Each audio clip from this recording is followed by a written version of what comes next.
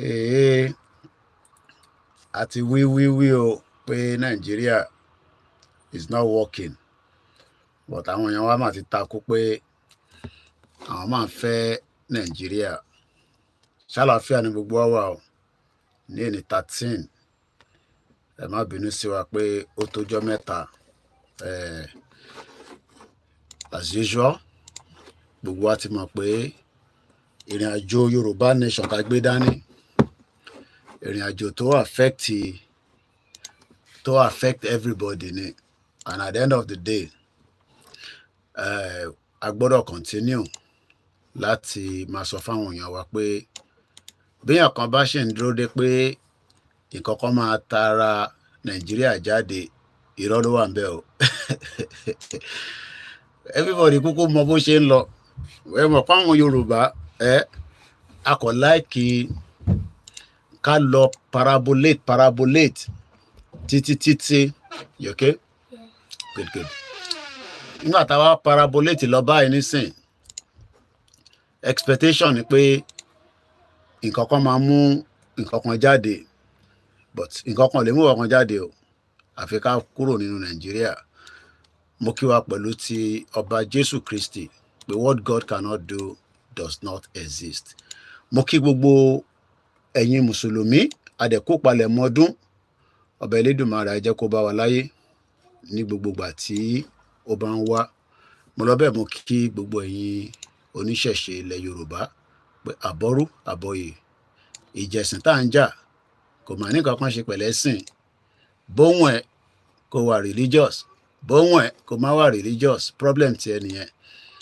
mo gba redeem kan kọjá lọ́sàn-án yìí mo ti post video yẹn redeem yẹn ilẹ̀kùn ẹ̀ gbogbo ẹ̀ ó wà shut down everybody ti fa gbùrù lọ àti ará members o àti church o àti leader o everybody but lọ́dọ̀ tiwa ní gbogbo church àti converted sí nǹkan míì mo kí wa kíkí àlàáfíà pé ṣé dáadáa ni mo bá yín ẹ má bínú pé tó ọjọ́ mẹ́ta mo dúpẹ́ lọ́wọ́ brọ́dà mi kan tó pè mí kódà mo fẹ́ lè ní àfẹ́ ní ètò léni mọ́ bí ṣe plan but tíyàn bá gbarú kọ́ọ̀lù bẹ́yẹn á jẹ́ pé àwọn tó nífẹ̀ẹ́ yàn ẹni tó pè mí ní Mr. Koiki òun ní kóun gbúrò mi ni pé ó tójọ́ mẹ́ta táwọn rí mi lórí live mo ní kò sí problem àlàáfíà ni mo wà so mo kí brọ́dà mi yẹn dáadáa àti Nàìjíríà ni wọ́n ti pè mí ó tójọ́ mẹ́ta páwọn gbúrò mi pé everything ṣàwọ̀ okay and when you get those kind of calls it also means that lóòótọ́ tá a bá wà off àwọn kan máa ń miss program wa tá a bá dẹ̀ wà on náà àwọn kan ń miss ẹ̀ so it's vice versa social media dẹ̀ kúkú busy so tí n bá sí live èèyàn mi pé the world has ended èmi lèmi ò sí ní live àwọn tó ń ṣe program ń ṣe program àwọn tó ń ṣe fracas olúkálukú ní tó ń ṣe so wàá ṣàdúpẹ́ pé èyí táwa stick lé lórí àkúrò níbẹ̀ mo kí bàbá wa Prophet Kolios àwọn náà gbé mi láti Nàìjíríà ní south west ilẹ̀ Yorùbá pé Mr. Koiki àwọn ní káwọn gbúrò ẹ pé Yorùbá Nation ẹ jẹ́ ká túbọ̀ intensify ẹ̀ ká má yẹ kó sú wa so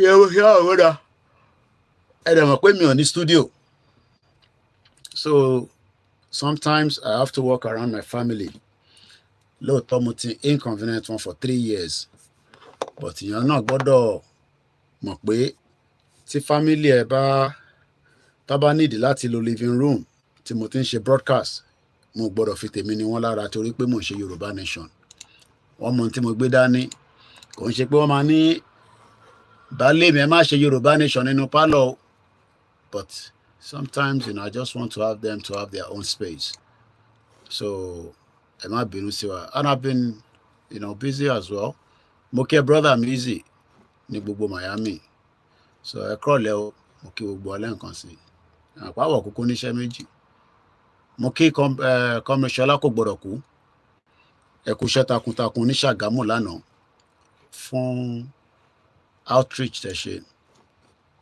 ọbẹ̀ Elédùmarè àtúbọ̀ jẹ́ kí ààrẹ ọ̀pọ̀lọpọ̀ ẹ ṣé mo kí gbogbo ẹ̀yin yẹn wa akọni ká wá kí náà ni so sí nǹkan kan tá a ti máa sọ ìwọ̀n ti gbogbo èèyàn ló mọ bó ṣe ń lọ èèyàn kan bá ṣe ń sọ pé owó mọ bó ṣe ń lọ gbogbo wa la mọ bó ṣe ń lọ bóun ẹ kò support bóun ẹ kò má support gbogbo wa náà la jẹ máa jẹ breakfast ẹ kúrò lẹ́ńbẹ́ o ẹ̀yin ará ilé ṣé dáadáa ni mo bá yàn àdẹ̀kú bó ṣe ń lọ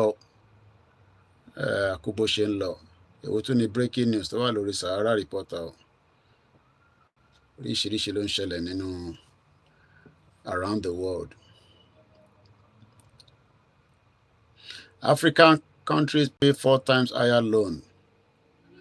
Èèyàn kan tẹ́ ń sọ fún mi pé òun rí Adésínà lórí ATOC màá ní láti lọ wo program yẹn. Adultery food in the market. Epo pupa ti wà adultery. Àwọn military náà ń wá wọn náà ń wá Simon Ekpa bó ṣe máa extradite wá sí Nàìjíríà. Ẹ rò pé bẹ́ẹ̀ ṣe kidnap Nnamdi Kanu lẹ ṣe máa rí Simon Ekpa ní ẹ máa waste time ara yín. Àwọn terrorist tó ń disturb díẹ̀ pẹ̀lú àwọn yẹn. Oríṣiríṣi ló ń lọ Nàìjíríà o so kí gbogbo wa lẹ́ǹkan sí o mo kí ẹ̀yin bàbá wa ní Olúwa mo kí ẹ̀yin ìyá wa mo kí olóyè Ìgbòho àti sọ̀rọ̀ kọjá mo kí yín pé congratulation fún sister wa àbúrò mi tóun náà ṣe graduation irú tí olóyè náà fẹ́ nìyẹn o tó di pé wọ́n bẹ̀rẹ̀ sí sọ̀rọ̀ sí olóyè Ìgbòho so a dúpẹ́ fún sister wa tó graduate olóyè Ìgbòho ẹja gbọ́. Bisola Sarah Adeyemo with distinction. Ìgbòho ṣá ọmọ ènìyàn bó ṣe ń lọ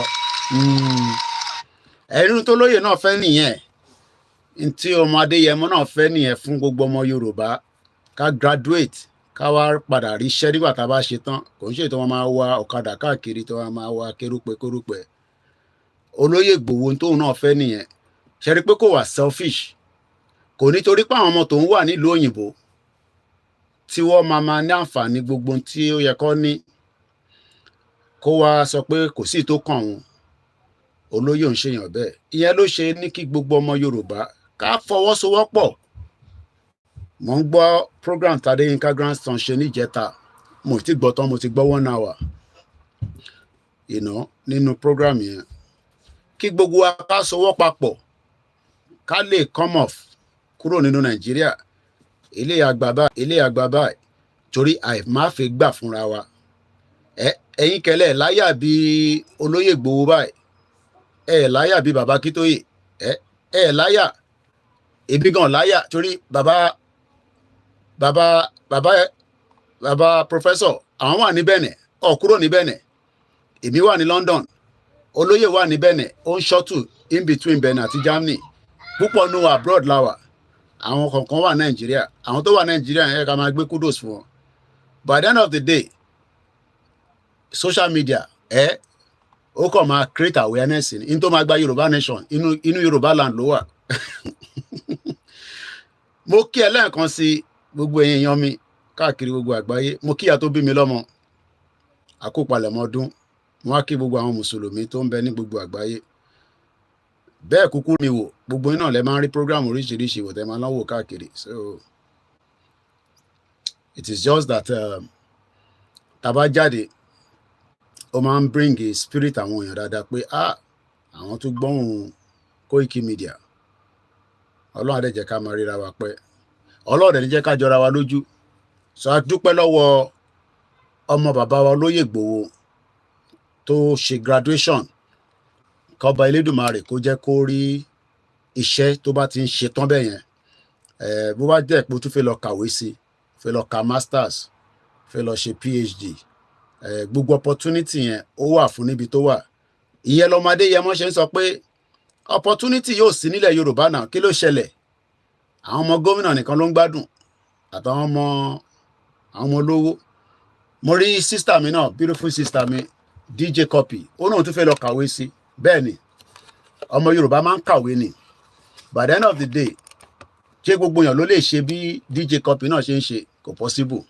So lẹ́ẹ̀kan sí ẹ jẹ́ ká tún kí sister wa olóyè sọ pé my child in whom I am well pleased, beautiful people, be joyous with me. Ẹ jẹ́ abọ́lóyè yọ tó bá tẹ̀ ń bínú ẹ̀ congratulate bó tẹ̀ kọ́mẹ́ǹtì rí congratulate ọmọ olóyè congratulate pé òun ló dá ọwọ́ ibi dúró pẹ̀lú àwọn Fúlàní tí bàbá wa Bọ́lá Tinubu tóun náà fi jẹ president torí ariwo olóyè Ìgbòho àti bàbá Akíntóyè òun ló jẹ́ kí Tinubu débi tó ń lọ. Ẹ bá wa congratulate ọmọ olóyè ẹ sọ pé congratulation kọ síbẹ̀ má wò mí bí orí rẹ̀ sì kọ síbẹ̀ torí wọ́n lọ yunifásitì èmi mo rán iṣẹ́ kó má lọ yunifásitì ìbí Nàìjíríà ni kò jẹ́ kó lọ yunifásitì. Congratulate ọmọ olóyè congratulate kò wọ́kọ́ ẹ bá wa congratulate lásọ ẹ sọ pé congratulation ẹ bá wa kọ síbẹ̀ congratulation ẹ kọ síbẹ̀ congratulation olóyè Ìgbòho's daughter congratulation ìtafẹ́ máa kà nísìnyí ẹ̀ congratulation o lè kọ́ ní Yorùbá o lè kọ́ ní Ìgbò o lè kọ́ láwùsá torí pé tó bá jẹ́ pé àwọn ọmọ yìí takú pé dádì ẹ ní ṣe Yorùbá nation kò sí nǹkan kan tèmi àti ẹ lè ṣe sí tó lóyè bá ní òun ò ṣe Yorùbá nation táwọn ọmọ ẹ fún lọ́rùn pa pé dádì ẹ ṣe Yorùbá nation kankan kò sí nǹkan kan tẹ́nibọ̀dì lè ṣe sí ọlá olóyè bẹ́ẹ̀ ni àtọ́lá Ọlọ́run torí pé Ọlọ́run fún olóyè fún wa àwọn ọmọ ẹ wá yọ̀ǹdẹ̀ fún wa torí táwọn ọmọ ẹ bá sọ pé kò ṣe Yorùbá nation kò sí kankan tẹ́ lè ṣe kò sí nothing ẹ kọ́ pariwo Yorùbá nation títí bó bá wọn olóyè á dá sí tó bá wọn kò ní dá sí tó wò bá dẹ̀ dá sí kò sí kankan tẹ́ni kankan lè ṣe sí àwọn tó ń bá wa kí ọmọ olóyè ẹ̀yin ẹ̀ lálùbáríkà àwọn ọmọ tí náà lálùbáríkà sórí wọ́n tó ń wò mí tó ní ẹ pé kò sí tó kún ẹ ó ní kí ó kú ẹ kí ló ń bínú olóyè fún ṣé olóyè ló bà Nàìjíríà jẹ́ ni ṣé òun ló bà Nàìjíríà jẹ́ àwọn tó bà Nàìjíríà jẹ́ ò lọ mú wọn mọ́lẹ̀ ẹ bá wa kí ọmọ olóyè ẹ sọ pé congratulation fọmọ olóyè Ìgbòho òòṣà Ìgbòho òòṣà náà ni ó ná lọ́n ló ní ẹ̀mí òun ẹ bá wa ṣe congratulation kò wọ́kọ́ o ẹ kò sọ pé congratulation ọmọ òòṣà torí pé táwọn ọmọ yìí bá sọ ṣe mọ̀ pọ́nmọ́ yìí dàgbà ẹ rò pé kò sí lórí social media kò rí gbogbo ariwo tí tẹ fi bàbá ẹ̀ tayín jẹ́jẹ́ ni bàbá ẹ̀ jókòó tó ń lọ tó ń bọ̀ ta ló tún pè wá táwa ti wà lórí program yẹn máa fi fóònù lélúwa kiri àtàárọ̀ fóònù náà ni irọ́ abísí nìsín mo wà lórí live báyìí nísìn aláyé mo wà lórí live báyìí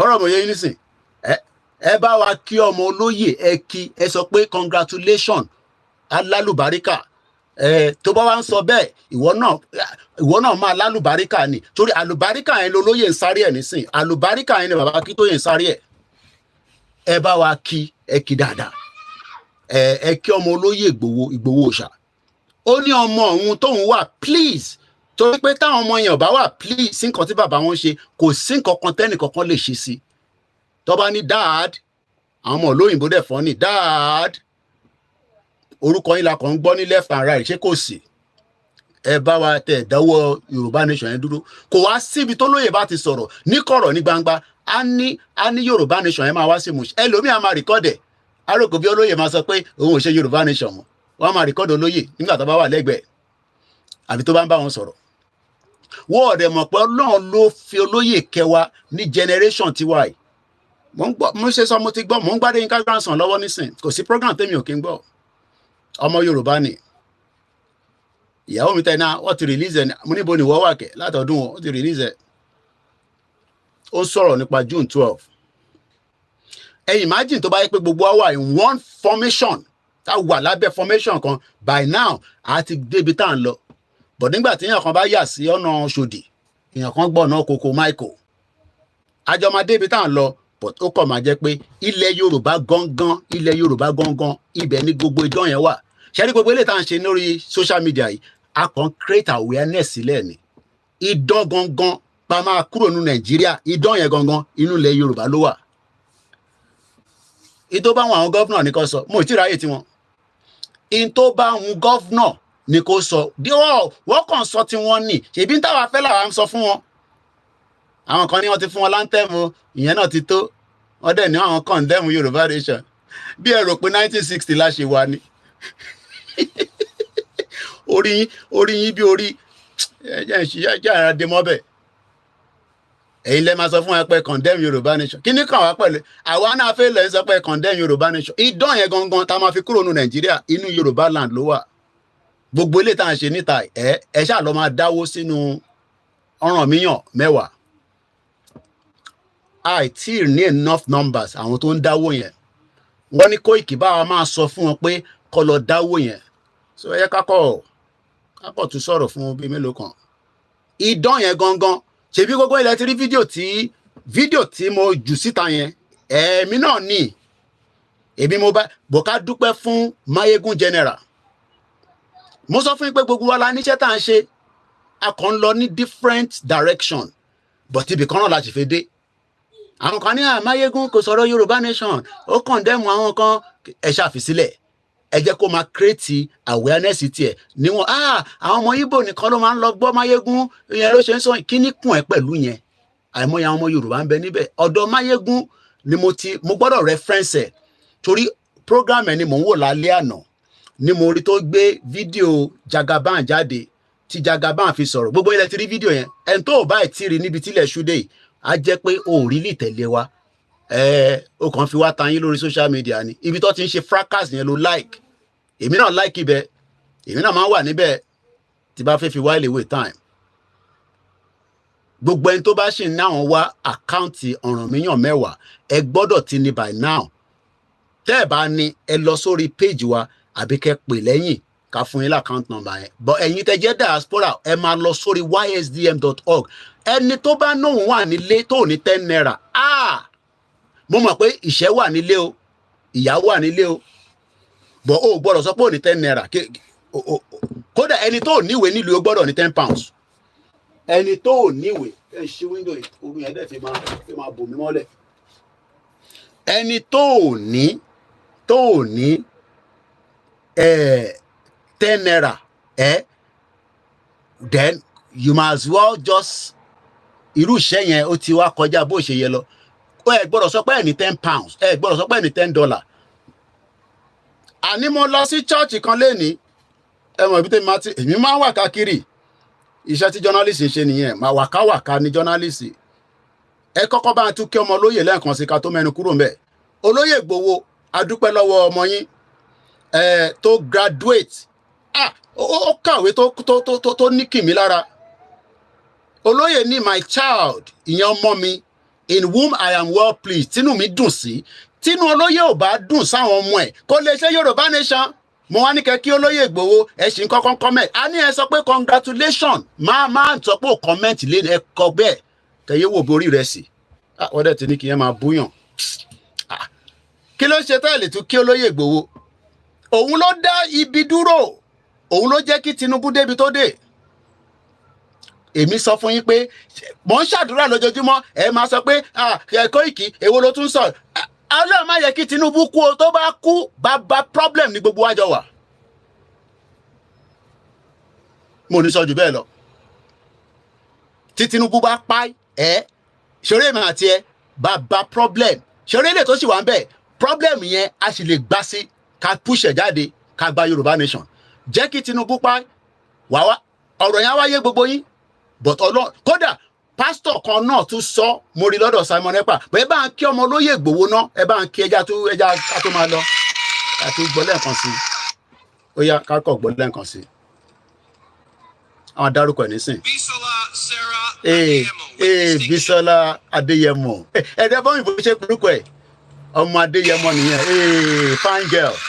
fine girl no pimples ó jọba bẹ́ẹ̀ ẹ bá mi sọ pé congratulation yẹn mo fi kọ́kọ́ ríná kò gbọ́dọ̀ pọ̀ jù ọmọ olóyè ní distinction bàbá ní làákàyè ó ní làákàyè ẹ̀rí kọ́lọ̀ ń tóbi lọ́ba Allah Akbar àwọn kan ní sọ congratulation inú màmá run yín náà ni olóyè Ìgbòho with distinction ó yá kí ló kà ẹja tẹ̀lé ọgbọ́n tó kà kí ló study àwọn ọmọ tí à ń torí ẹ̀ jà lélẹ̀ àtàwọn ọmọ tiyín àtàwọn ọmọ ọlọ́mọ tá a mọ̀ tọ́pọ̀ bẹ́ẹ̀ nílẹ̀ Yorùbá àti labroad.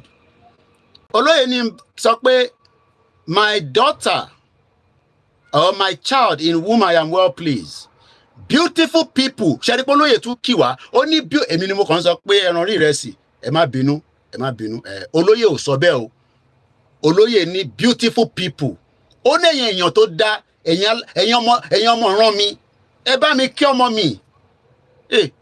Má ṣe o ààrẹ ni kí ọmọ olóyè Ìgbòho òòṣà ó tẹ̀ tí ní káyé máa èèyàn ńlá ààrẹ ni báwa kí ọmọ olóyè Ìgbòho pé congratulation látàárọ̀ ká bèsè lédùmarè o. ọmọ olóyè Ìgbòho ni ẹ jẹ́ ń lo bágbára mi ṣe tó mo lè lò ní kò ń ṣe pé kí ni èmi náà ni mo tó bẹ́ẹ̀ mo lè lò Ọlọ́run ló fi kẹ́ mi Ọlọ́run ló fi kẹ́ mi Ọlọ́run ló fi kẹ́ mi kákọ̀ kí olóyè Ìgbòho a ní ẹ bá ń kí ọmọ olóyè Ìgbòho ẹ bá ń kí kí ló dé ẹ bá ń kí ọmọ olóyè Ìgbòho àwọn èèyàn máa kí olóyè Ìgbòho kẹ kò ń ṣe olóyè mú ní ẹ kí mú ní ẹ bá ń kí ọmọ olóyè Ìgbòho ẹ bá ń kí ọmọ ẹ. àwọn ọmọ yẹn ti dàgbà táwọn ọmọ yẹn bá sọ pé bàbá àwọn ò ṣe Yorùbá Nation kò sí nǹkan kan tẹ́ni bọ́dì lè ṣe sí àwọn ọmọ yẹn mọ tó máa ṣe wàá sunkún sí lọ́rùn wàá sunkún sí lọ́rùn bá ṣe wá ń kí ọmọ olóyè Ìgbòho à ń kí ìyàwó ẹ̀ náà à ń kí gbogbo àwọn ìyàwó wọn pọ̀ bẹ́ẹ̀ Elédùmarè a bá dúró ti lé wọn ìyá tó kú náà tó gba kú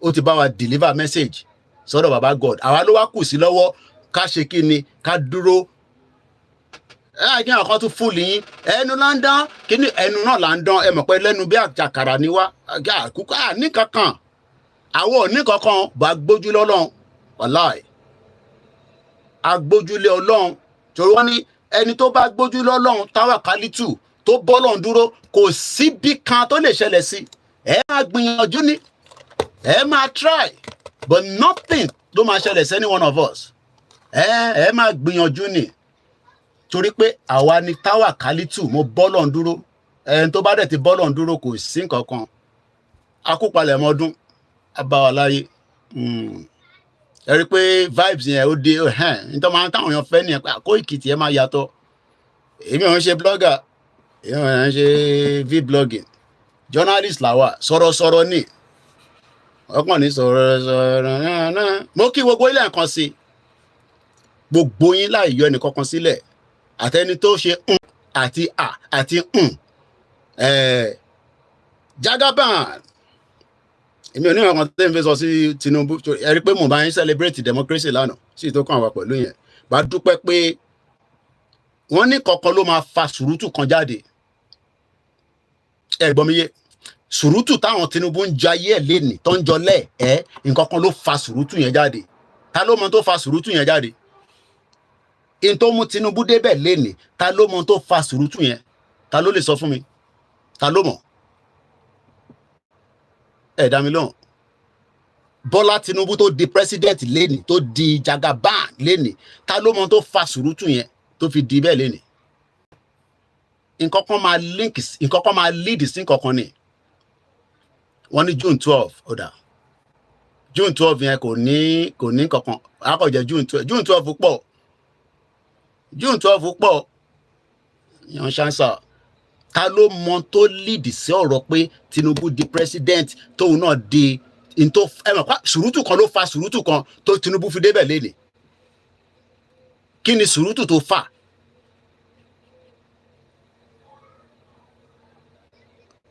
sùrùtù kan ló ṣe èdè ni something will always happen for something to come up wọ́n ní 1993 election MKO Abiola ni kò tó wáyé pé MKO Abiola ò gbégbá ọ̀bọ̀ Tinubu ò ní débi tó fẹ́ dé yìí so ká dúpẹ́ náà fún MKO Abiola kọ́lọ́n bá wa fọ̀run kẹ́ àṣìṣe kọ́lọ́n bá wa parẹ́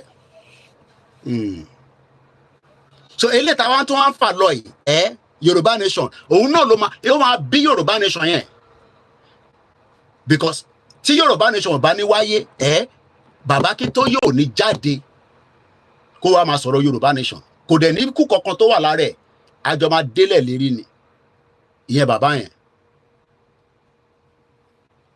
torí bàbá kí tó yè ló kó gbogbo wa jọ àtẹni tó sá lọ sọ́dọ̀ ní tìrì àtẹni tó ń dá ṣe tiẹ̀ ká má dárúkọ àwọn oríṣiríṣi group gbogbo yín tẹ́lẹ̀ kò sẹ́ni kankan tó jáde pé Yorùbá Nation Victor Taiwo náà ti ń sọ tẹ́lẹ̀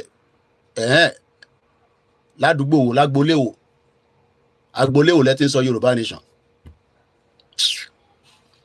bàbá jáde ó ní òun ò ní padà lọ kóun má lọ jíṣẹ́ fáwọ́ lọ́wọ́ in tó bí Yorùbá Nation nìyẹn in tó bí Tinubu lè ní òun ní MK Abiola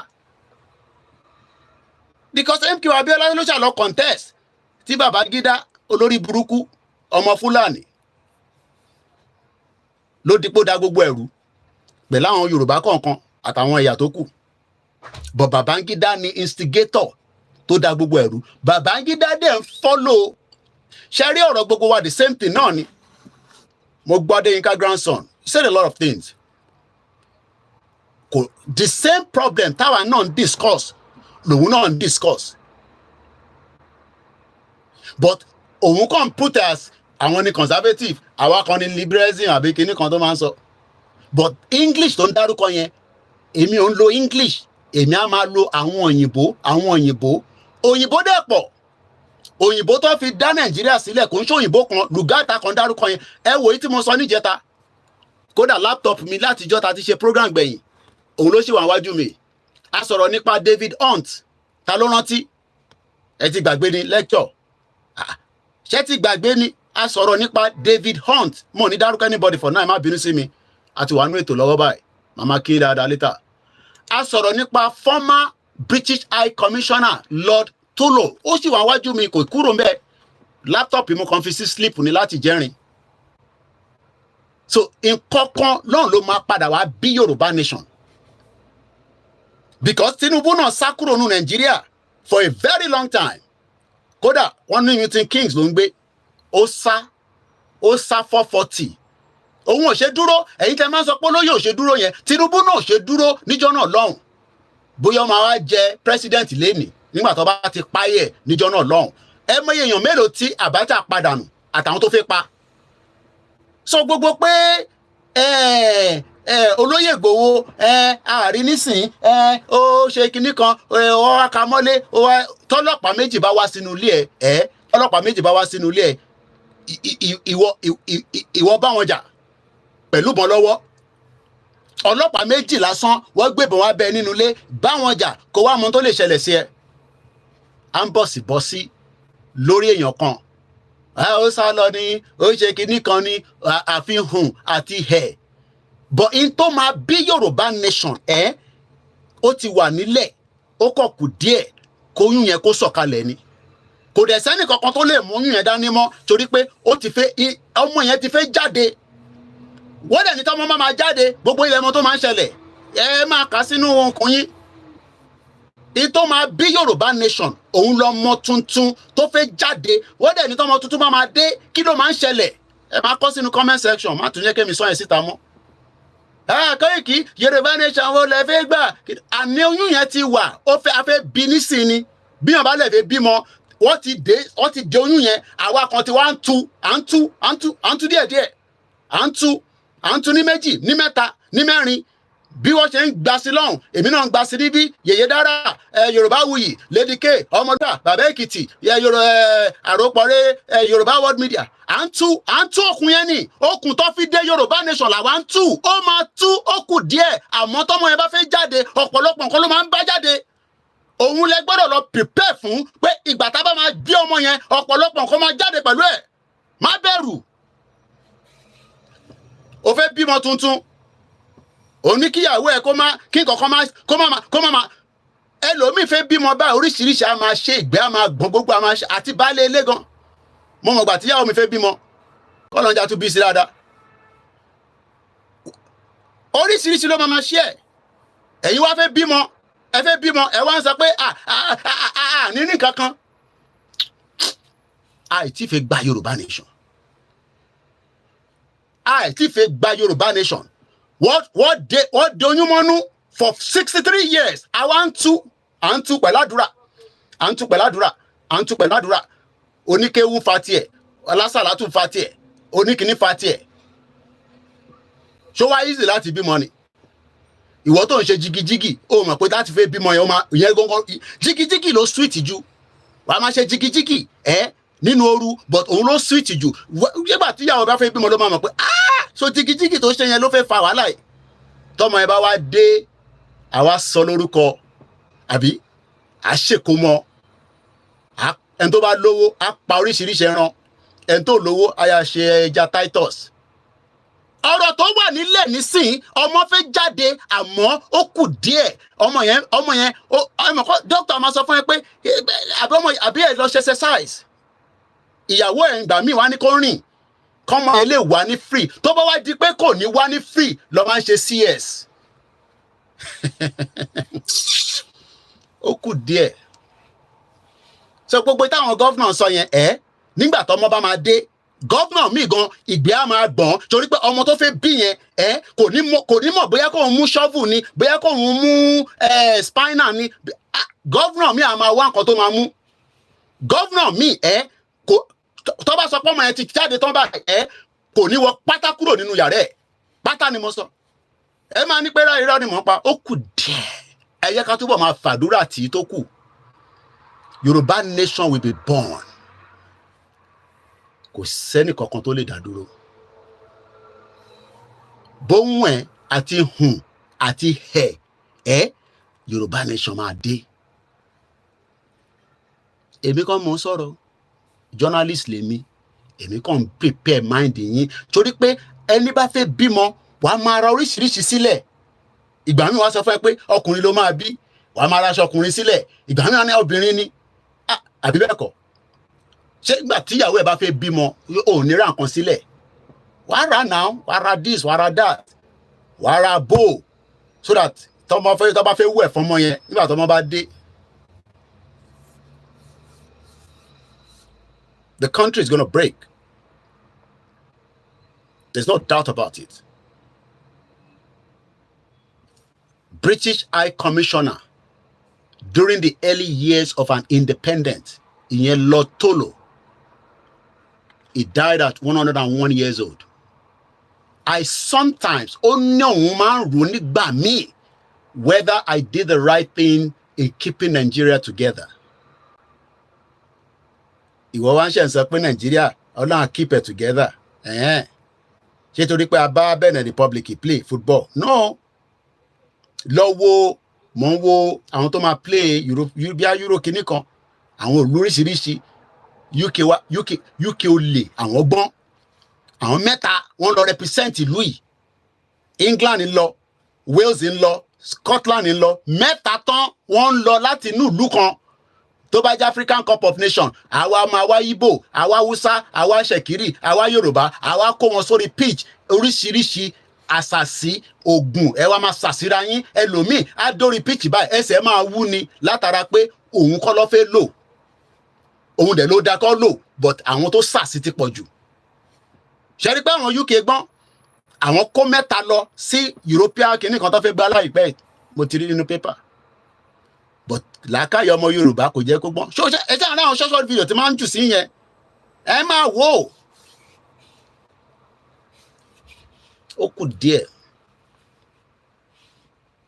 ó kù díẹ̀ ni company tó bá wùn kó lẹ́mí ò ní láti gbogbo yín láti mọ everybody ti mọ ohun tó ń lọ Koiki did you see Guinness going èmi ò ní láti ẹlẹ́sẹ̀ mi máa sọ fẹ́ mi ẹ bá ń follow mi ẹ ti rí ní táwọn akọ sí àwọn ọmọ mi kọ́ kíní jáde lójoojúmọ́ a fẹ́ bímọ tuntun kí ló máa kọ́kọ́ jáde tí wọ́n bá fẹ́ bímọ tuntun ọmọ tuntun òjòló ọmọ tuntun ó dà pé sọ̀ni ló kọ mo rántí track yẹn mọ́ ó sápá mi lórí ọmọ tuntun òjòló kìnìkan tantan tanana tanana tantan tantan tanana tanana tantan tanana tànánà tànánà. Ilé ọlọ́mọ là ń lọ, ilé ọlọ́mọ là ń lọ. Ẹ rántí orin yẹn, orin sọ nìyẹn. Kò easy láti jẹ́ kọ́mọ tuntun jáde. Ọmọ yẹn náà fẹ́ jáde, wọ́n á ní push, àbí ìbí nǹkan tó gbà máa sọ nìyẹn. Àwa náà ń push lọ́wọ́. Ọmọ tuntun òjòló. Wọ́n ti track yẹn mọ́. Welcome. Pam pam parana tarana tan nana tan tan tarana tarana tan tan tarana tarana tan tan tan tan. Ọmọ tuntun òjòló ẹlẹ́ja tútù, you are welcome. Hey, ọmọ tuntun fẹ́ dé. Ẹlòmíì á gbàgbé nǹkan tó jẹ́ kó rántí, á gbàgbé ẹ̀. Èèyàn ṣáà jẹ́ ká máa tẹ lọ. Ẹ jẹ́ máa follow bàbá.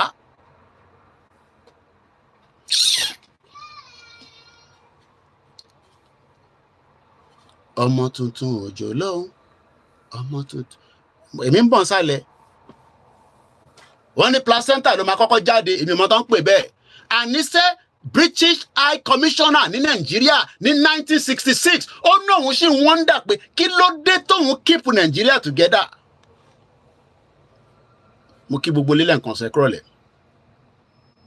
Ọ̀rẹ́ tó ní masters PhD ó jókòó sí London ó ní kó máa pray fún Nàìjíríà. Wicked people. Ẹ fi bàbá tó ṣubú sílẹ̀, ìyẹn kọ́ là ń sọ ní bíbá. Ẹ focus lórí message. Joe Biden ṣubú lẹ́ẹ̀mẹ́wàá. Ó ṣubú ṣeré ni. Tá bá fẹ́ bímọ wọn ní placenta ló máa kọ́kọ́ jáde. Àwọn oríṣiríṣi àwọn kan wá máa jáde. Wọ́n wá ní ó yẹ fún lómi bẹ̀ yẹn. Ẹ fún ní kinní kan. Tó bá jẹ́ pé London àbáwọn abroad ló ti ń bímọ yẹn. Àwọn máa ráwọn náà sí tó ń ṣe tó máa gún ẹ lábẹ́rẹ́ tó máa nù ẹ lẹ́gba ní Nàìjíríà. Abroad lọmọ dùn bí jù. Abroad. In tó máa ṣẹlẹ̀ ní ti Africa náà ni o, but process yẹn ló máa jẹ́ kó easy. Ó wá kù bọ́ ọ ṣe máa jẹ́ kó easy lọ́rọ̀ tó wà ńlẹ̀ yìí. Òun la ṣe ń sọ pé ẹ má jẹ́ kọ́rọ̀ ìkó di iṣu tó ayáhùnyàn. Ẹ jẹ́ ká lọ. Let's go. Ìtàṣe ti tó. Nàìjíríà ò gbé wá. Kò work. Everybody tó ń lament. Àtẹni tó support Tinubu. Àtẹni tó support. Everybody tí ń lament lọ́wọ́ yìí. Ọmọ everybody dey lament o. Lọ́wọ́ ta wà gbogbo èèyàn ló ń lament. Pé Koiki ọmọ. Mo ń ṣàlàyé fún Prophet Kolios. Mo kí gbogbo èèyàn wá lẹ́ẹ̀kan sí. Nígbà tó pè mí lọ́sàn-án ẹ̀, ó ti send àwọn audio kan sí mi. Audio yẹn kò ń ṣe audio tó wà fún public consumption. But mo like kí n máa gbọ́ irú àwọn audio bẹ́ẹ̀ yẹn. Má bí mi pé kó ló wà nínú ẹ̀ Koiki. Àwọn audio tó máa ń jẹ́ kí brain tèmi kó máa wà active. Mo wá ń sọ fún wọn pé mo ná £3.80. Ẹ bá mi tẹ̀lé ọ̀rọ̀ yìí. £3.80 equivalent of 7,000. Ẹ jẹ́ ká kọ́ kápẹ̀ síbẹ̀. Òun ni mo fi jẹun ní àárọ̀ yìí. Mo lọ sí Sainsbury's. Mo ra sandwich. Mo ra Coke. Ẹ má sọ pé Koiki kò dá lára. Ẹ mọ̀ pé mi ò kí ń parọ́. Olúkálùkù ló mọ tó mu. So ó dá kò dá lára.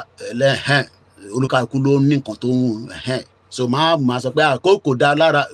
Ẹ mú mọ̀ yẹn. Ẹ ní láti sọ yẹn fún mi. Kò sí nǹkan náà tó dá lára tẹ́lẹ̀. Wọ́n ní púpọ̀ ni kò dá. Mo dẹ̀ mú crips 7,000 naira ni mo jẹun. Ṣé ó possible náà kí èèyàn kan nílé tó ń ṣiṣẹ́ àbí tó ń ní business, because èmi náà ní business ni mo ní business kò ń ṣe Yoruba Nation, mo ní business tèmi. Yàtọ̀ sí pé àdúpẹ́ fáwọn tó ní Koiki gbàǹbẹ̀ yẹn gbàǹbí.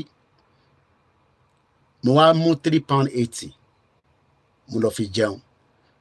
Ṣé ìwọ náà lè mú £7,000 naira kó lọ fi jẹun?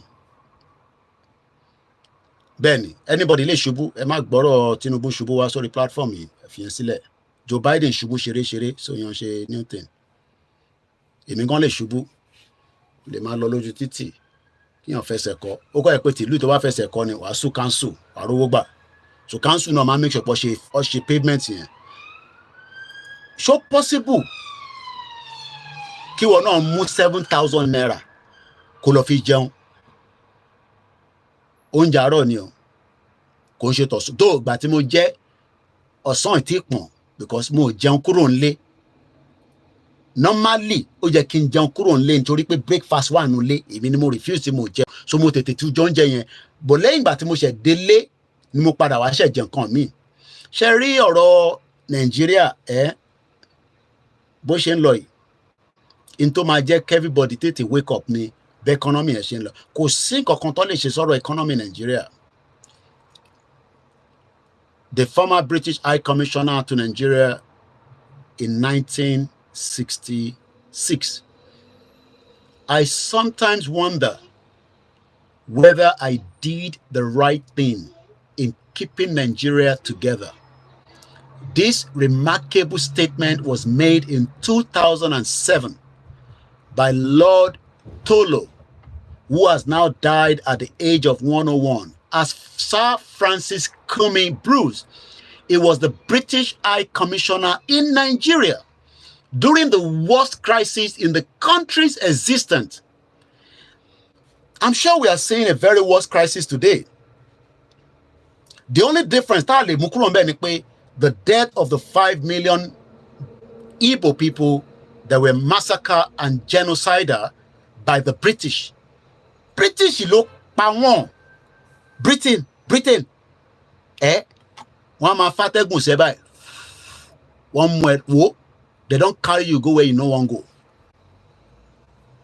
To ba le japa wá síbí, I beg you, máa bọ̀. But don't ever ask me báwo ló ṣe máa dé ìlú yìí. Torí èmi náà béèrè lọ́wọ́ anybody. Mọ̀mísí mi náà ṣe wàhálà lọ mí mi wá síbí báyìí ní 24 years ago. Ó máa pé 25 ní ọdún yìí tí mo ti wà nílùú yìí.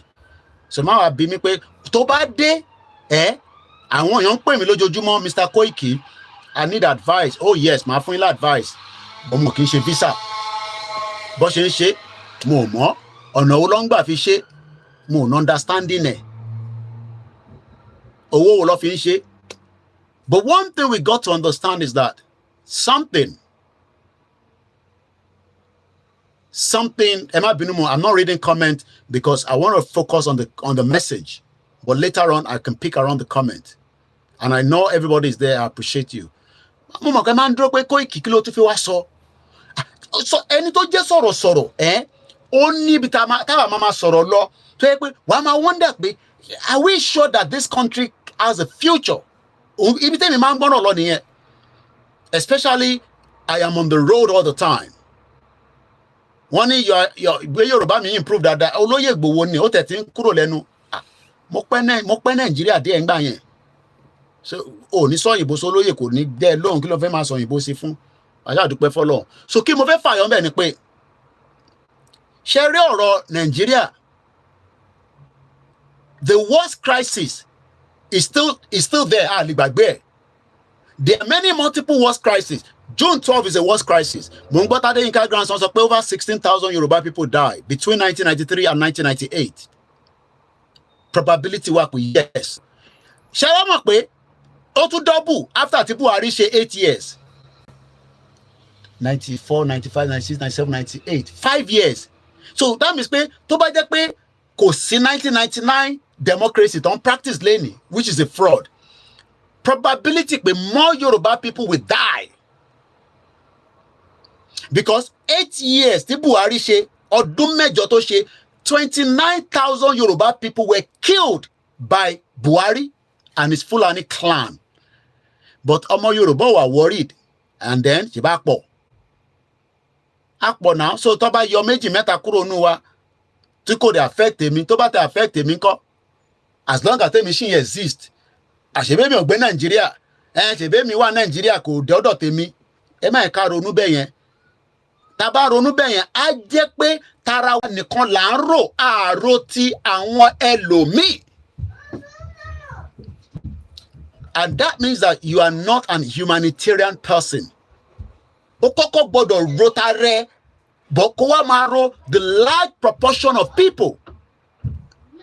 Look, tó bá rẹ̀ mí díẹ̀ nísìn kò ní rẹ̀ odò, but we are human being. Mo mọ̀ pé mo mọ̀ the next thing tí yẹ kí n ṣe tí bá ti wà tí mo ti lo paracetamol tí mo ti ní kí ìyàwó mi ṣe pepper soup tí mo sùn tí kìnìyàn ò lọ, ó ti di dandan pé kí n pe GP mi kí GP mi wá sọ pé kí n wá kóun wá access mi. Boko wá sọ pé gbà tí mo pe GP yẹn mo mọ̀ pé bí ṣe fẹ́ pé báyìí a ní Mr. Koiki tẹ́ bá ti ń bọ̀ can you bring 50 pounds tí mo dẹ̀ mọ̀ pé mo ò ní 50 pounds yẹn.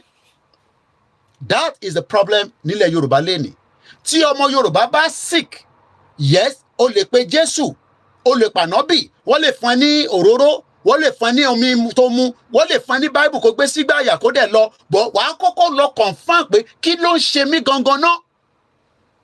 Ìtó bá wá ń ṣe é yẹn, wàá wá gbé síwájú Jésù. Èmi náà máa ń wà lórí àwọn program yẹn, reverse máa ń wà lóòótọ́, kò sí tẹ́lẹ̀dùnmáà lè ṣe, àná ọmọ tuntun fẹ́ dé. Ó kàn máa mú ọ̀pọ̀lọpọ̀ nǹkan jáde ni.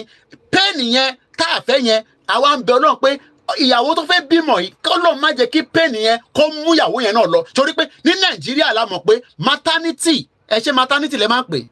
Ẹ mọ̀ pé àwọn lọ school púpọ̀. Ẹ̀gbọ́n mi Ṣẹ́gun ọ̀nà ṣe wà lórí ètò.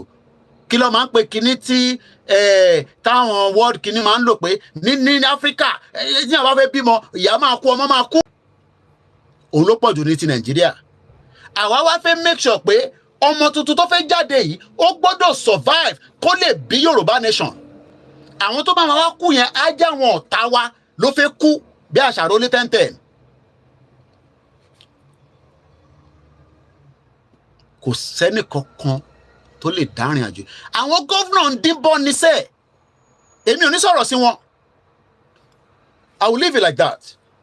But potential umbilical cord ó ní kankan tó máa the rate ṣé fertility rate àbí kíní kan òyìnbó yẹn wà tó máa mo lè google ẹ̀ olóyìnbó kan tó máa ń lò tó máa fi ń gauge àwọn tí ó máa kú àtàwọn tó máa maternity birth rate mú bọ̀ Nàìjíríà màá get nǹkan tí mo fẹ́ sọ yẹn nísìn kíní kan ó máa jáde nísìn. The birth rate for Nigeria in 2022 was 36,000 births per 1,000 people. That means 1.3% decline from 2021, the birth rate. But into fatality rate, òyìnbó yẹn pọ̀ ní àwọn òyìnbó ńláńlá táwọn àtàrẹ lọ school by. Why is Nigeria fatality rate so high? Fatality rate. The poverty lead to illiteracy. Ẹ wo bá ṣe kọ sí bíbá lórí Google. Poverty leads to illiteracy, then the low standard of living and promote fatality rate. The children in the low economic group very soon start helping their parents in earning their living. So increase in the number of children lead to the increased income. It means the low economic status lead to high fatality. Ẹ jẹ́ ká wá lọ wo meaning, kí ni meaning fatality yẹn? Ìyẹn ló máa tún jẹ́ ká ní better understanding. So ẹ jẹ́ ká lọ ṣe Google search. All right, kí ló tó fún mi ní mbo. Sherry ọ̀rọ̀ tó wà nílẹ̀ ọ̀rọ̀ Yorùbá nation nobody can stop it. Kò sí bàbá and àwọn governor yìí ń dìbò. Wọ́n ń dìbò. Overview fatality FERTILITY nílùú òyìnbó àwọn máa ní Freddy Echo Romeo Tango India Lima India Tango Yankee is a person's ability to conceive children. In general, when a woman is unable to get pregnant, even after at least 1 year of unprotected sex, she's considered to have infertility, and a doctor will begin evaluating the possible cause and mortality rate. Ẹ ṣé gan ni, ẹ jẹ́ ká lọ wo mortality rate. Mortality rate. Nigeria. Ẹ jẹ́ ká gbé Nigeria sí lẹ́gbẹ̀ẹ́. Many people might be asking, in 20 Nigerian death rate, what is the mortality statistics in Nigeria? The death rate in Nigeria decreased by 0.7% death per 1,000 inhabitants in 2022 in comparison to previous years. Therefore, 2022 ìyẹn ọdún méjì sẹ́yìn marked the lowest death rate during the observed period. The crude death rate is the annual number of deaths divided by the total population expressed per 1,000 people. What is the Nigerian child mortality rate? The infant mortality rate for Nigeria in the last year was 54.740 deaths per 1,000 live births, a 2.63 decline as of 2022. Let's go back to the former British High Commissioner in 1966. Only I sometimes wonder, ronú, whether bóyá òun ṣe in tó lẹ́tọ̀ọ́ àbí in tó lẹ́tọ̀ọ́ láti jẹ́ kí ìlú tó ń pè ní Nàìjíríà kó ṣì wà together. So Tinubu has the final button to make the amendment, to make everybody go their separate ways. Is he going to do it? Personally, I don't trust him. I don't think he will. But some say Koiki, he has the capacity, he has the zeal. Kódà àwọn kan ní, he has what it takes to do it. Ìyẹn ló ṣe lè débi tó dé. Mo ní kí ló wá fan tó fi débẹ̀. Sùtù wo ló ṣẹlẹ̀? Òun ni MKO Abiola election. So eléyìí táwa náà fà lọ yìí, tẹ́ bá ń sọ pé Koiki nígbà Yoruba Nation, a máa gbà nítorí pé sùrùtù kan ló fẹ́ dé àti sùrùtù kan ló máa padà dé tí Yoruba Nation máa fi dé. Òun ni a ti fi ń pariwo ẹ̀ láti 2019 nígbà tí bàbá wa Professor Adébánjí Akíntóyè tó gbéra tó lọ fẹjọ́ Nàìjíríà sùn. Ṣé rí pé mo parọ́? Ṣé rí pé Adéyínká grandson nìyẹn? Mo ti wò dé. Is it 2 hours 46 minutes? I've watched 1 hour. Màá lọ gbọ́ ìtókù later. Ẹ jẹ́ ká lọ gbọ́ how Yoruba Nation tó wá di pé Dúpọ̀ Nítìrí 419 tó dé láàrin méjì tó fẹ́ hijack tó rò pé òun lè gbé sá lọ. Ó ti gbàgbé pé no, ó lè gbé sá lọ. Ó lè gbé Yoruba Nation sá lọ because ìwọ kọ́ ló ní. Òun lọ́lọ́run fún ní template gbogbo yẹn. Àràbù ni. Mo ní tó máa bí Yoruba Nation inú ilẹ̀ Yorùbá gangan ló wà. So gbogbo táwọn governors yẹn sọ, ẹ̀yin ṣe máa wò rántí nígbà tó ọmọ máa jáde, governor mi bóyá ló máa rántí mọ̀ pé ọmọ yẹn ti dé tán. Ẹja gbọ́n tí bàbá Akíntóyè tó fi bẹ̀rẹ̀ in tó ń pè ní Yoruba Nation. Accepted as the 45th member of the Yoruba-speaking tribe of Nigeria has been accepted as the 45th member of the Unrepresented Nations and Peoples Organization. Leader of the Yoruba World Congress, Professor Banji Akintoye, says the membership represents a very important step in the collective quest of well-meaning Yoruba people to achieve the goal of dignity and self-determination. Now, it is my great. Àwọn kan wá rí gbogbo eléyìí. Wọ́n wá tẹ̀lé Nagamu tí wọ́n mọ̀ àfìgbà tó dípọ́ náà fẹ́ lọ invade the secretariat lọ́rọ̀ ẹ̀fẹ́ tó jáde kò wà represented, kò sẹ́ni tó mọ̀ ní international level, kò sẹ́ni tó mọ̀ ní African level, kò sẹ́ni tó mọ̀ nínú Nigeria. Then we have gullible Yoruba people.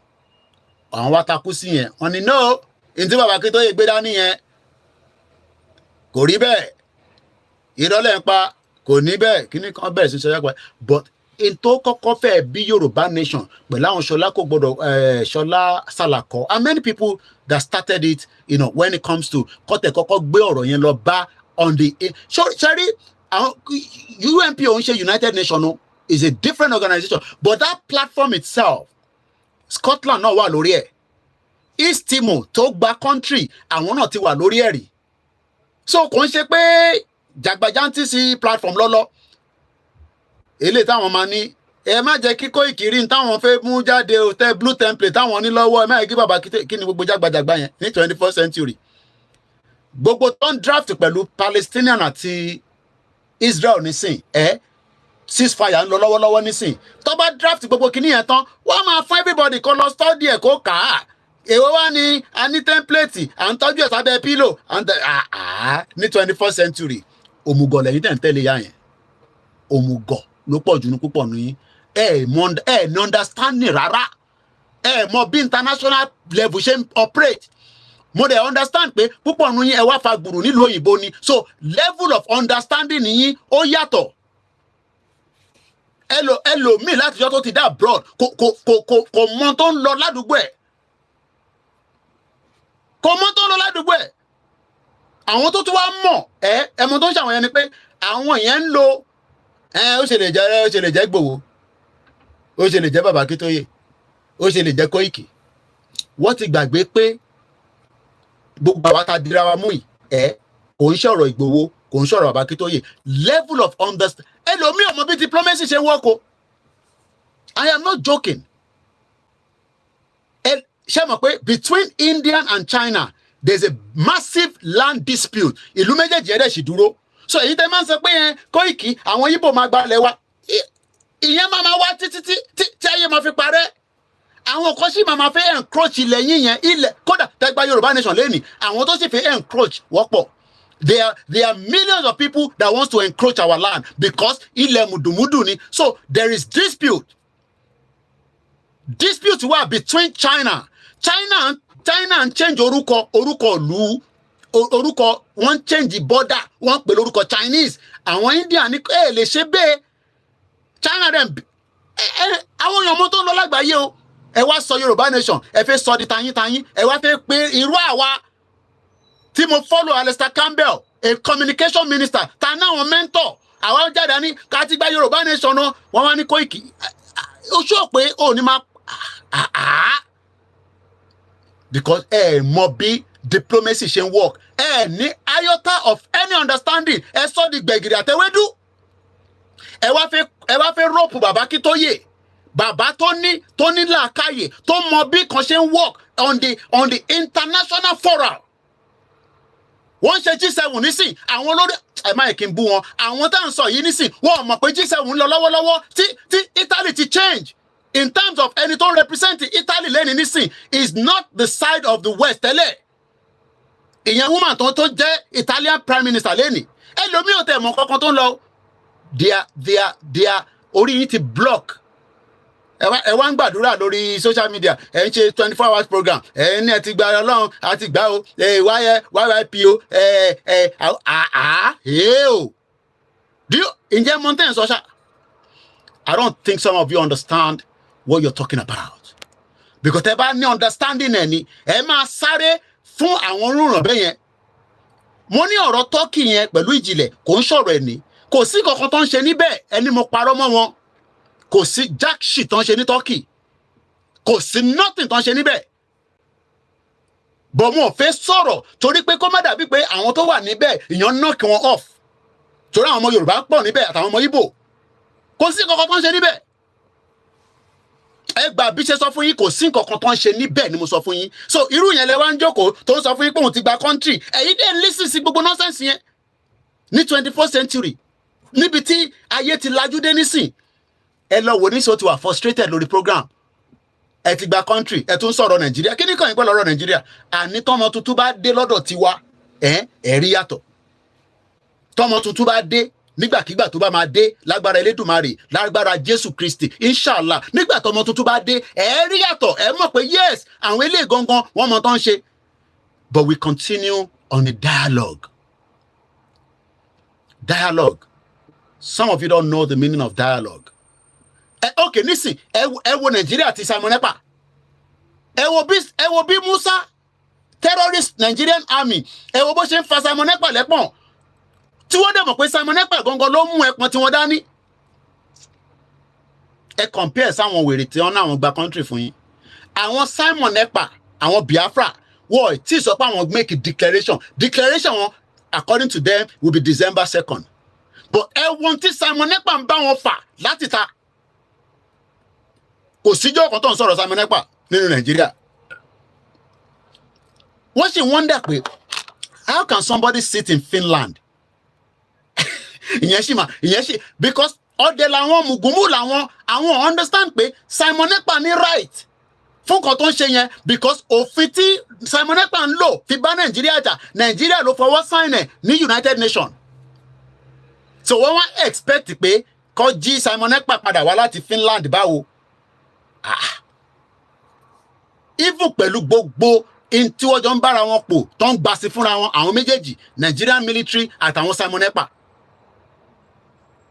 wọ́n sì mọ̀ pé àwọn tí ì gba country bọ̀kù wá mí pé tí Simon Ekpa bá make it any order láti Finland wọ́n gbọ́dọ̀ respect ẹ̀ ní territory wọn because Nnamdi Kanu ti prepare mind àwọn yẹn pé ọmọ tuntun tó ń bọ̀ yìí ó máa mú oríṣiríṣi nǹkan jáde ìyẹn làwọn ò tí accept àwa fẹ́ gbọ́mọ tuntun dé but a fẹ́ jẹ́ kó ní any complication àdéhùn lọ́n pé kò ní complication but so possible kọ́mọ tuntun fẹ́ dé ṣá kó máa mú nǹkan kan dání even tó bá jẹ́ the right path ìlú òyìnbó gan sef ó ń go wrong ìyẹn la gbọ́dọ̀ prepare mind wa fún la ṣe ń sọ pé gbogbo tó ń bẹ nílẹ̀ gbogbo wa ló tó jẹ but when everybody is saying òun máa gba tiẹ̀ lọ báyìí òun máa lọ báyìí tẹ́lẹ̀ mọ̀ pé in tó lè bí Yorùbá nation inú ilẹ̀ Yorùbá gangan ló wà ìgbà tó dẹ̀ máa bí ó kù sọ́wọ́ Ọlọ́run kò sẹ́ni tó mọ̀ so ẹ jẹ́ ká finish video lẹ́ẹ̀kan sí this was how Professor made the first understanding fún gbogbo ọmọ Nàìjíríà tó jọmọ Yorùbá pé àsìkò tó ilé tó máa lọ ìwọ tó ṣe sọ pé ilé ò tí tó lọ o gbọ́dọ̀ jẹni tó wà nínú Nàìjíríà ló ń sọ bẹ́ẹ̀ sórí ìwọ tó wà labroad tẹ́ ń sọ pé Koiki Nàìjíríà ò ní pín èmi ò ṣépè fún yín but ẹ tẹ́ ẹ wọ àwọn tèèyàn wa tó ń bẹ nílé lọ́wọ́lọ́wọ́ yìí pẹ̀lú ìdààmú tó wà nínú Nàìjíríà tó ń ṣe kékeré ṣé ẹ̀yin gbogbo ẹ lè sponsor gbogbo family àwọn èèyàn èmi àti prophet Kolios à ń sọ̀rọ̀ lọ́sàn-án yìí mo ní nínú 35 million Yorùbá people 5 million gbádùn to some extent the remaining 30 million níbo àwọn 30 million yẹn bó la máa kó wọn sí ó dà tẹ́mi bá fún yàn kan ní 5,000 níbí tẹ́mi wọn náà fún 5,000 níbí àwọn tó kù ńkọ́ government nìkan ló lè ṣerú nǹkan bẹ́ẹ̀ yẹn government ló lè ní data nígbà tá a bá ní government kan la ní nísìn ní gbàṣà bàbá lẹ́kìtì á ní ọ̀jẹ̀lú làwọn ta ní nísìn ọ̀jẹ̀lú ni wọ́n sọ gbogbo táwọn governors wọn sọ yẹn tó ń sọ yẹn wọ́n ń díbọ́ ni ẹni mo sọ pé wọ́n ń díbọ́ ni àní bú wọn bọ̀ wọ́n ń díbọ́ àwọn condemn Yorùbá nation àníkẹ́ má condemn ẹ ṣèbẹ́yìn lẹ́yìn condemn ẹ àwọn ò condemn ta ló rẹni kó condemn Yorùbá nation láàrin wa níbàá nísìn mélòó láwọn gọ́fúnà mélòó ní gbogbo wọn àtàwọn house of assembly wọn bẹ́ẹ̀ ni ìyá mi àmọ́ pé mo ní ẹ̀ ń dìbò bọ́ àfẹ́ máa fóhùn líle kó máa dàbí ìgbà tẹ́ pé ọmọlúàbí ẹ̀ tòsí wa nítorí pa wà lórí sọ mo ní ẹ̀ ń dìbò ẹ̀ tó bẹ́ẹ̀ ẹ̀ ń dìbò ni mélòó ni tẹ́ máa sọ fún wa àníyàn ń jẹ wá ìyà ń jẹ wá nílùú òyìnbó mọ́mí wa kan send message sí mi lánàá wọ́n náà wọ́n ti rí ìwé gbà ẹ̀ ń dìbò ni mo sọ fún yín ẹ̀ ń dìbò ọmọ tuntun bọ̀ ó kù díẹ̀ next year ló máa dé ni ọ̀túnla ló máa dé ni ọmọ tuntun bọ̀ tó ń pè ní Yorùbá nation ó máa mú oríṣiríṣi nǹkan jáde bọ̀ a máa bí ọmọ yẹn láyọ̀ àtàláfíà lágbára jẹ́ wọ́n ní what God cannot do does not exist ẹ disrespect gbogbo àwọn ọba ilẹ̀ Yorùbá ẹ̀yin disrespect àwọn ọba ẹ̀yin mélòó lẹ́yìn ẹ ṣáà make sure pé tẹ́ tó máa sùn lálálẹ́ ẹ máa wọ pant torí pé wàá ti jáde tọkọ tó kí ọ tó sọ pé gọ́vnà ẹ̀ wọ pátá lágbàlù lágbé síta yìí ìyà ń jẹ gbogbo ọmọ Yorùbá ẹ rí solution sí wọ́n wọlé pa wá lójoojúmọ́ report every day láàárọ̀ yìí wọ́n tún sọ fún mi pé àwọn ọmọ kan bọ̀ láti school wọ́n jí mẹ́rin wọ́n ti dákọ̀ padà wọ́n ti dá mẹ́ta padà ìkan sì wà lọ́wọ́ àwọn Fúlàní àwọn obìnrin kì í má go into ọlọ́ọ̀lọ́mọ tó máa ti ṣe fún wọn gbogbo alága ní láti máa sọ yẹn lórí social media bíbá èyí wọ́n sọ pé ẹ ṣe provide security sí gbogbo ọ̀nà ilẹ̀ Yorùbá ká lè máa rìn freely kẹwàá máa sọ fún wa pé àwa tá à ń ṣe Yorùbá nation ká lọ gbẹnu dákẹ́ àfẹ́ Yorùbá nation ẹ fún wa ní security ẹ fún wa níná ẹ fún wa ní economy tó ń ṣiṣẹ́ nílẹ̀ Yorùbá ẹ wọ́n sọ fún wa pé ẹ fẹ́ Yorùbá nation ẹ̀yin àti ìdílé yín lẹ fẹ́ Yorùbá nation ọba Bariga ní afẹ́ Yorùbá nation àwọn ọba Èkìtì náà fẹ́ Yorùbá nation kódà Ọọ̀ni of Ifẹ̀ ni mo sọ bẹ́ẹ̀ pé wọ́n náà fẹ́ Yorùbá nation Ọọ̀ni of Ifẹ̀ ò lè sọ pé àwọn fẹ́ Yorùbá nation mo ṣí fìlà forí adé kábíyèsí o wọ́n ò gbọ́dọ̀ sọ pé àwọn fẹ́ Yorùbá nation because àwọn ní the stool tó ń represent Yorùbá ọba Ọọ̀ni of Ifẹ̀ Ọ̀jájá the second wọ́n ò gbọ́dọ̀ sọ pé àwọn fẹ́ Yorùbá nation kọ́ jáde kọ́ náà àwọn fẹ́ Yorùbá nation wọ́n ò ní sọ bẹ́ẹ̀ ni mo sọ ẹ̀yin wá sọ pé ìfẹ́ Yorùbá nation òun náà ni akáyín Sanwó-Olú ò lè ka Yorùbá anthem dáadáa ó máa bọ̀ kí n máa kó ẹ̀ka fún ẹ ní 5,000 naira ó dà pé Mákindé yẹn gbọ́ Yorùbá dáadáa Yorùbá nation anthem ìkọ́lẹ̀ nǹkan yẹn gọ́vnọ̀ ẹ fẹ́ Yorùbá nation bíi ti báwo ẹ̀yin wo àwa níta àlàáfíà àwọn èèyàn wà nulẹ̀ wọ̀ lálàáfíà ẹ̀dẹ̀ ní pé ká dákẹ́ irọ́ o ohun yìí la máa fi máa pariwo bọ̀ ọmọ tuntun nígbà tó bá máa dé everybody ló máa rí wọn tọmọ tuntun bá dé àwọn Yorùbá ní ó dìgbà tóyún bá ṣe kinní kan ló máa mọ̀ pé ìyálé wa ti lóyún bọ̀ nígbà tẹ́ ń ṣe jigijigi yẹn kò mọ̀ pé kò sẹ́ni tó ń rí yín kò sẹ́ni tó rí yín so ariwo tá à ń pa lọ tá à ń pa bọ̀ yẹn ariwo ló jẹ́ fún yín but ó fẹ́ bí ọmọ tuntun nígbà tó máa tó àsìkò lágbára Elédùmarè nf torí pé kẹlẹ̀ máa molest àwọn royal fathers wa lè ṣe sọ pé ẹ fẹ́ Yorùbá nation because kẹlẹ̀ máa subdue àwọn ọba ilẹ̀ Yorùbá lè ṣe sọ pé ẹ fẹ́ Yorùbá nation kẹlẹ̀ máa subjugate wọn kí gbogbo wa lè wà lábẹ́ yín ọdún mélòó lẹ máa ṣe ọdún mélòó ló fẹ́ ṣe tó kù ìwọ Sanwó-Olú àti Ṣèyí Mákindé àti Dàpọ̀ Abíọ́dún àti Èkìtì àti baba dance baba Davido dance àbọ̀nkú ẹ̀dẹ̀ ló pè àti ti Kwara àti Kogi àti Tondo ọdún mélòó ló kù fún yín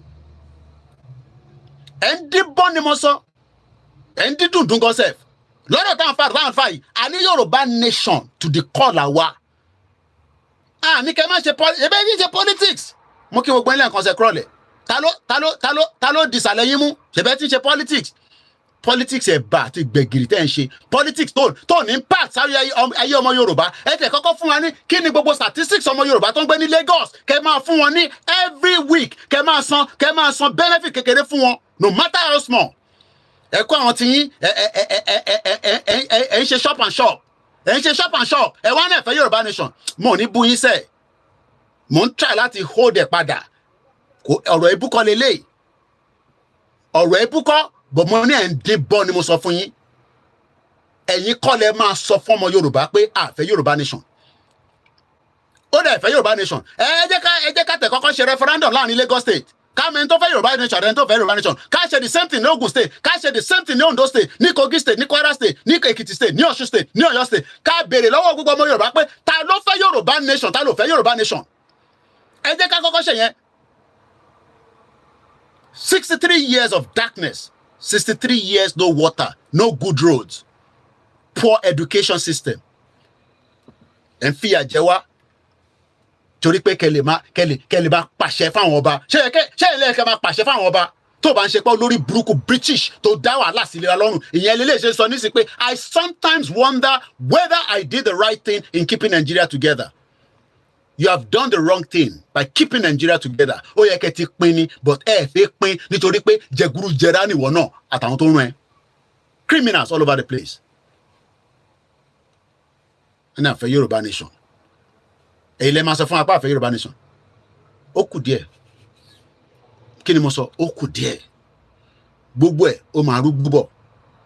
Ẹ jẹ́ á gbọ́ bàbá kí tó ń gbà. The Yoruba-speaking tribe of Nigeria has been accepted as the 45th member of the Unrepresented Nations and Peoples Organization. Leader of the Yoruba World Congress, Professor Banji Akintoye, says the membership represents a very important step in the collective quest of well-meaning Yoruba people to achieve the goal of dignity and self-determination. It is my great pleasure and pride to inform you that the Yoruba Nation has been admitted to the membership of UNPO. UNPO means Unrepresented Nations and Peoples Organization, with its headquarters in The Hague. The UNPO expressed their gladness to welcome the Yoruba Nation as a new member of UNPO, and they're looking forward to working with us. It is important because it is a great stride, and it represents a very important step in our collective quest to achieve the goal of dignity in the country in which we live, and also to achieve the goal of self-determination for our nation. Our Yoruba Nation now has a voice on the international stage via the machinery of the UNPO, which maintains a permanent presence before the United Nations and before other international agencies like the European Union, the African Union, the United States government, and the governments of various other countries across the world. Now, ìyẹn wá gbọ́rọ̀ eléyìí, ìyẹn kan wá dé méjì, ó wá ń fi God nìkan àti sweet talk, ó wá fẹ́ fi kóyin lómi ọbẹ̀ jẹ. You talk to every country, including your enemies. Mo ní America, ta ló mọ tó ń lọ ní Cuba lọ́wọ́ yìí nísìn?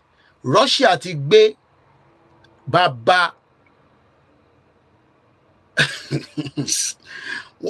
America kọ́kọ́ náà wọ́n wà concern. Now America ti ń fohùn sílẹ̀ pé ọmọ Russia gbọ́ lẹ fẹ́ kúrò ní Cuba pẹ̀lú àwọn jagamu tẹ́ gbé wá sí bíbá. Because tó bá yẹn yan kan láti bẹ̀ yẹn láti Cuba, ó máa dé America. So there's no amount of anybody to mani Yoruba Nation has not make any impact, because many countries around the world, Toti Basoro ni left, right, they're not going to come out openly and tell you that, oh, our leaders yi di wa ba wa sọ̀rọ̀. Àwa ni ká wa kọ́kọ́ lọ bímọ tuntun ká wen tó fẹ́ bá wa celebrate. Ẹ jẹ́ ká wa kọ́kọ́ lọ bí ọmọ tuntun ká wá wen tó máa bá wa celebrate, yàtọ̀ sí jágbajàgba jógbòjògbò táwọn yẹn náà wọ́n ṣe tán náà wọ́n ṣe YYP àti IDP àti whatever. That is what is going to let you know whether our country kan máa bá wa yọ̀ pé àbímọ tuntun. Bẹ́ẹ̀ni, how can 5 governors decide the fate of 35 million people? We give you Yoruba anthem, but we condemn Yoruba Nation. Ndibo. The Yoruba people have spoken. Kò ń ṣe mí ni mò ń sọ̀rọ̀. Àwa kò jẹ́ agbẹnusọ fáwọn ọmọ Yorùbá ni. Olúkálùkù ló mọ bí tí bàtà ti ń ta lẹ́sẹ̀ lórí ọ̀rọ̀ family ẹ̀ tó ń bẹ nílé. Tó bá wá tà wọ́ lẹ́sẹ̀, èmi represent àwọn millions tó ń ta lẹ́sẹ̀. Èmi ò ní ìkàṣẹ máa lọ máa múyàn kan jáde. Bá wa fún lówó. No. We want a system that works. Tó bá tà perfect bí ti UK. Mo ní sẹ́ Lagos State lè sanwó fún gbogbo ọmọ Yorùbá tó ń gbé nínú Lagos State tí kò ní ní wọ́n lára. Tí bá parọ́ ẹ̀kọ́ sínú comment section. The amount of wealth tó ń bẹ nínú Lagos ó lè kápẹ̀ pé, but the problem then ni pé, number one, you don't have the control of the borders. Just like Adeyinka grandson said himself, people keep trooping into Lagos State. Baga bogo. Plus our Yoruba people, that they have the right. But it is because we are in the present day Nigeria. UK government, UK. Whoever becomes the next prime minister of this country, they will tighten the belt on immigration. Whether it's Labour Party, be it Conservative. But in tó yà mí lẹ́nu ni pé fídíò kan tí mo ní Mayegun play lánàá tí a tara ẹ̀ mú jáde, ìyẹn Mayegun General. Èyí tó wà ní Scotland. Ó gbé fídíò kan tó play lánàá. Nígbà tí Mayegun wá play fídíò yẹn, mo wò, mo tún play, mo rewind ẹ̀. Man, okay. Ẹ mọ̀ pa máa ń gbọ́ pé Tinubu sọ pé I don't believe in one Nigeria. So that video indicates that Tinubu leverage on Yoruba people with ọ̀rọ̀ Odùduwà. And àwọn alálẹ̀ àti gbogbo tó sà àti gbogbo tó believe in àti tó believe in àti tó ṣe fún gẹ́gẹ́ bí ọmọ Yorùbá àti tí wọ́n ṣe fún tó ń ṣe ọmọ Yorùbá, ó jẹ́ kó débẹ̀. Now ṣe wá expect pé Koiki náà tó ń pariwo Yorùbá Nation nísìn tó bá di another 20-something years àwa gbégbá ìbò Nàìjíríà. Are you praying for such? If you are praying for such, I am not praying for such. 25 years from now, I'll be clocking God's pay all our lives. Èmi náà máa sọ pé mo ti ń lọ bí almost 70.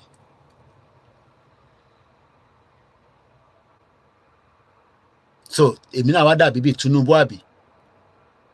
Èmi náà wá jáde campaign for Koiki for president or campaign for Koiki for Ogun State governor. Ẹ wá lọ máa gbé gbogbo àwọn fídíò mi jáde pé ẹ̀rọ máa kẹ̀ yìí àṣẹ gbogbo agenda tiẹ̀ náà ni pé fi wá di governor Ogun State. Maybe that is what some of you are thinking, but I lè blame you because àṣírí yẹn ti jáde nísìnyí pé Tinubu played on the Yoruba people intelligence some 25 years ago. He did play on our intelligence. I've seen another perfect one. Editor Lori Koiki Oduduwa, for me 1 minute, please. Let me push the video. Mo tún wá ti rí quality kan tó tún dájú èyí tí mo record lọ́dọ̀ Mayegun because orí TV mi ni mo ti record ẹ̀. Okay, òun lélẹ̀ ń bọ̀. A máa load lọ lọ́wọ́ ẹ̀yìn. Ó dẹ̀ lọ lẹ́sẹ̀kẹsẹ̀ àdúpẹ́ fọlọ́run. Ẹ má bínú ẹ̀yin èèyàn mi, ẹ má bínú. Now, video yẹn ti wá sórí bíbá. Technology dá. Video yẹn bí ṣe jù láti bẹ̀yẹn, òun ló wá sí bíbá. I'll see if the sound quality is good. But while that one is loading, ẹ jẹ́ ká kọ́kọ́ lọ gbọ́ àwọn the short version tèmi ṣe. I now saw that somebody sent me another 8-minute one that is very clear in terms of the is quite audible. Let me just say it like that. But jẹ́ ká gbọ́ ilé.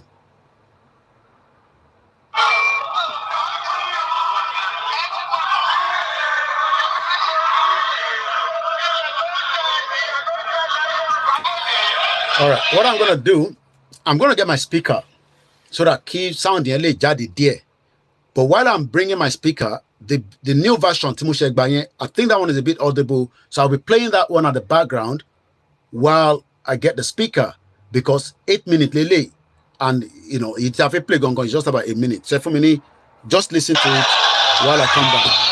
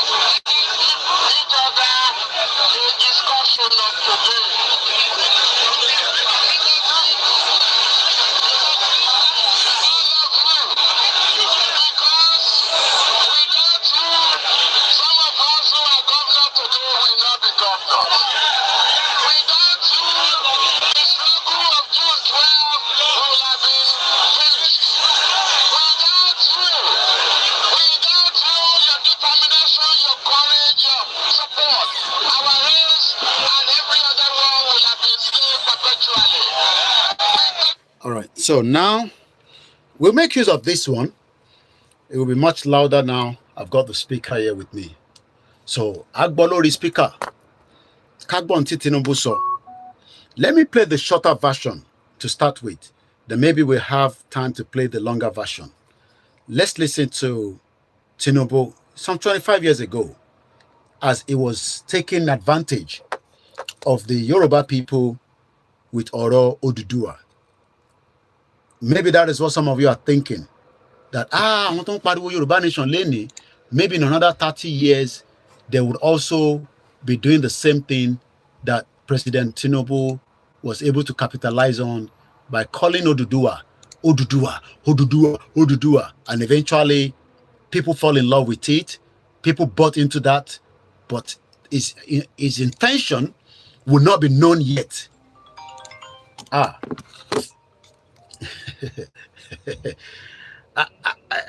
Akonika kí ni àwa lórí ètò akonika kí congratulations for me. Congratulations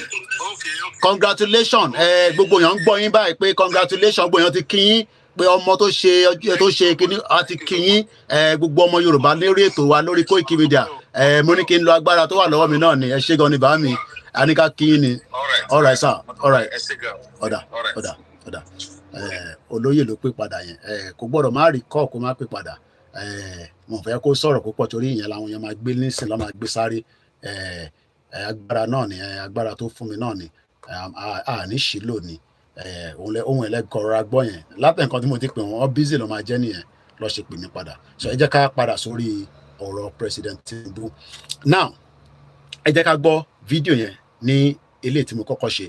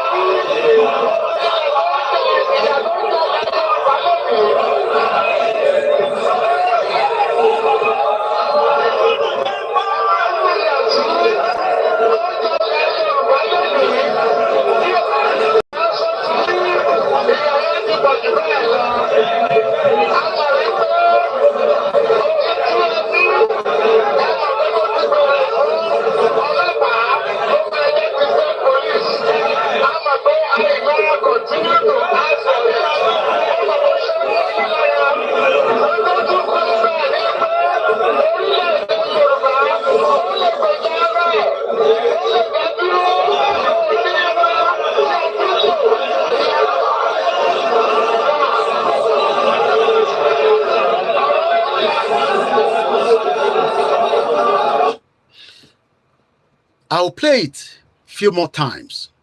Ẹ jẹ́ ká tún gbọ́ again. He said it clearly. Orílẹ̀-èdè Yorùbá ó lè dá dúró. So ṣe ó ti wá change náà nísìn láti 25 years kò lè dá dúró mọ́ àbí. Èmi ń bi President Bola Tinubu lọ́wọ́ ni o. Ṣé ọ̀rọ̀ tó sọ nígbà yẹn ṣé ó ti wá di kò lè dá dúró mọ́ because he said it clearly pé orílẹ̀-èdè Yorùbá lè dá dúró. So kí ló wá dé táwọn jagbajagba gọ́vnà wọn sọ̀rọ̀ ní àwọn accept àwọn endorse púpọ̀ ní pass secondary school yín ni tẹ́fí sọ pé endorse ẹgbọ́n sókè mò ń gbọ́ ẹ bí báyìí again another version from here eléyìí lò díẹ̀ so what I'm gonna do not to waste ọ̀dà pé lè lò ìyẹn mo ṣe record mi because it's mo kọ́ record àwọn kan ní Koiki ó lò now ẹ jẹ́ ká gbọ́ ilé tíyàn kan send sí mi I think this one is a bit more clearer ẹ jẹ́ ká jọ gbọ́ ilé it's a bit long but ẹ jẹ́ ká gbọ́ ọ̀dà pé lè clear díẹ̀.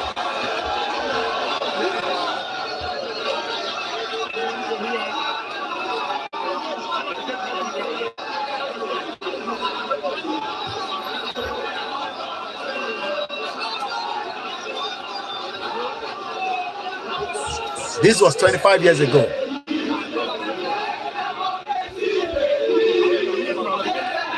Not yet, almost.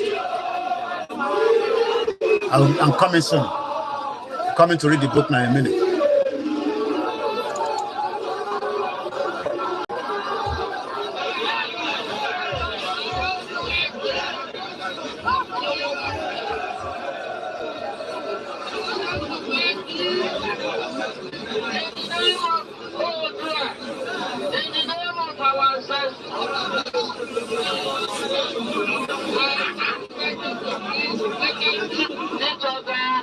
The discussion of today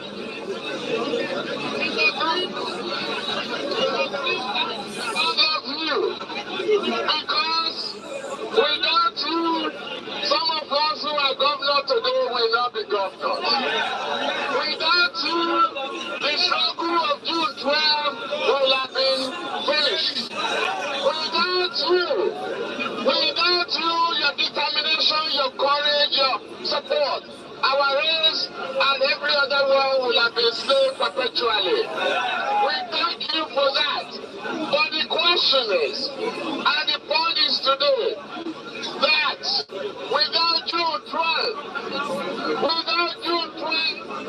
none of us will be governor and the president will not have been president. We will not have been able to have the democracy that we have today. We thank God for you, for me, and for others. Today is very, very important. I share the pride, the honor, and your sorrows with you. If Abiola was to be alive today, it would be a different story.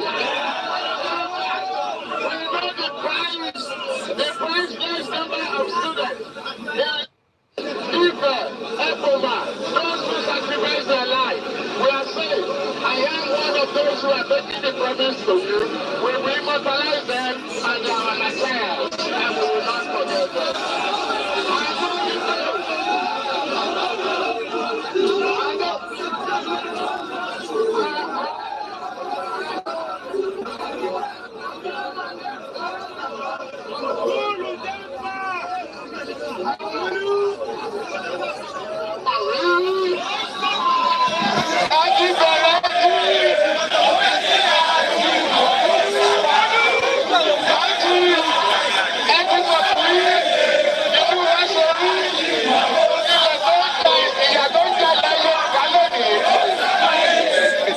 Ẹ̀gbọ́n mi báyìí o.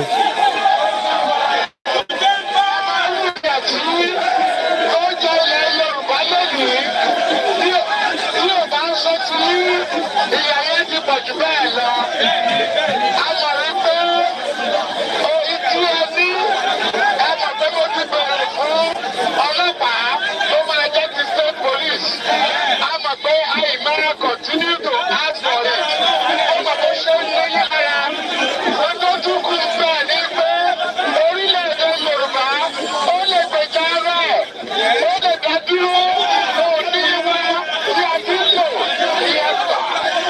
Now, ẹ jẹ́ ká pọ̀sẹ̀ níbẹ̀ yẹn. Ta ló gbọ́n tó sọ bẹ̀ yẹn?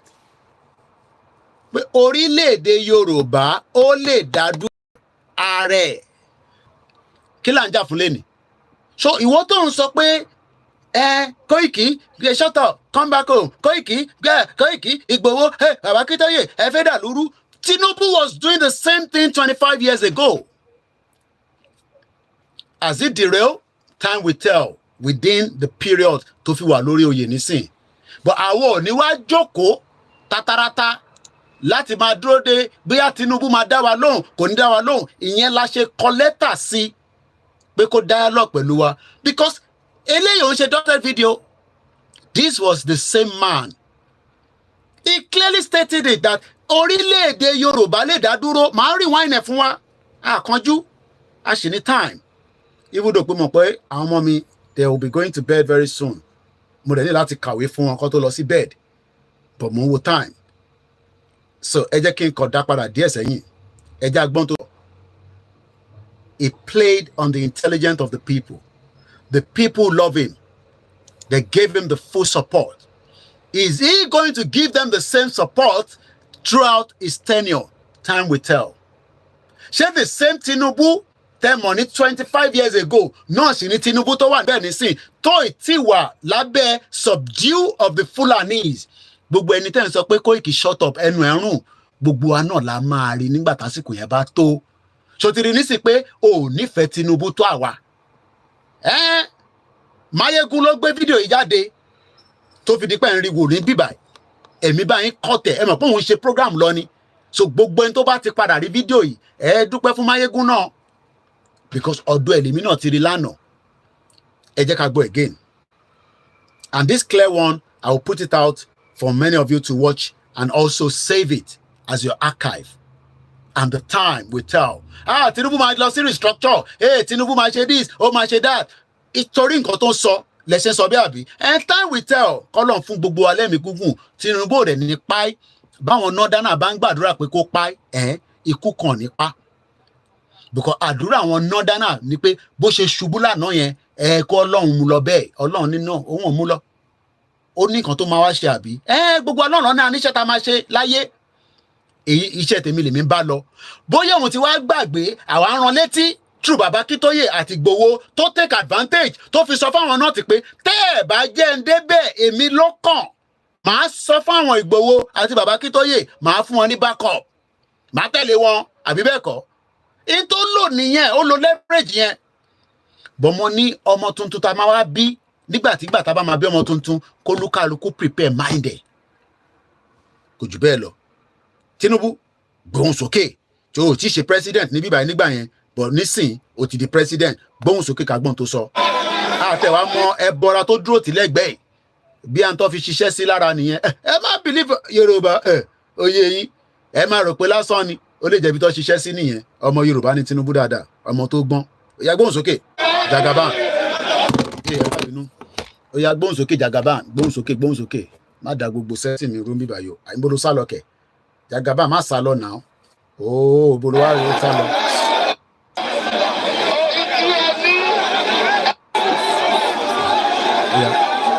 Go too fast.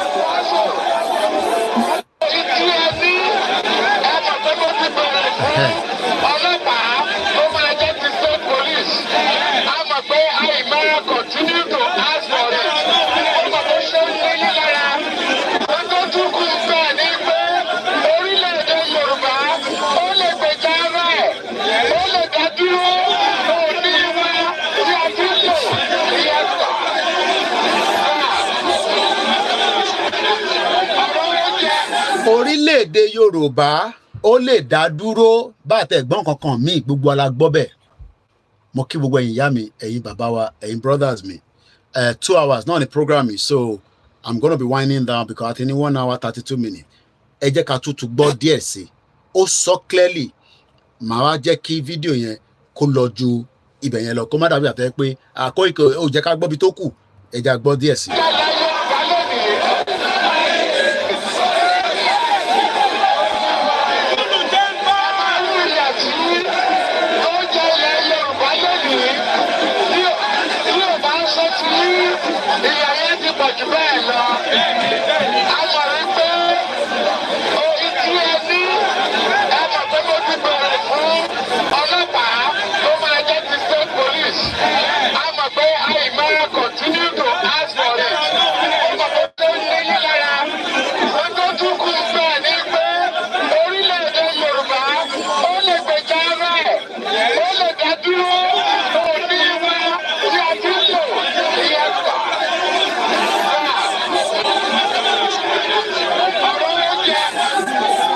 I'm coming.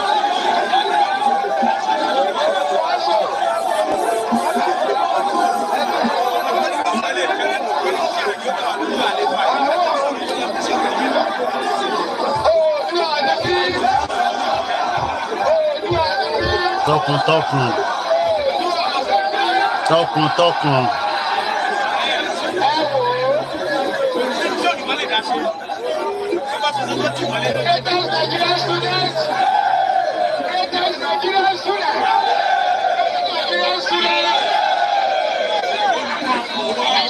A great victory for all of you. Yes, government is so rigorous today. We understand your frustration. You put us there. It cannot. There's no way. You are being miserable. There's no way the nation can come as the governor. We will continue to be making use of this video throughout more of our programs as we go into Yawa Modupela wa wana confirm but yes Baba Tinubu you said it that orílẹ̀-èdè Yorùbá lè dá dúró. So what has changed? What has happened in 25 years? Ẹ bá mi bí Jagaban, the current president of the Federal Republic of Nigeria. But somebody reminded Jagaban something yesterday nígbà tó ń ṣe dínà àwọn tó ń jẹ yàmúyàmú. Ẹni tó mọ Tinubu dáadáa ó sọ títọ́ ọ̀rọ̀ fún ó sàn kàn lójú talẹni náà ìyẹn Shehu Sani ẹja gbọ́n tó sọ. A day like this will not be complete. Now, without ṣètìlí yàtọ̀ video 25 years ago àti nísìn analog stage and digital one.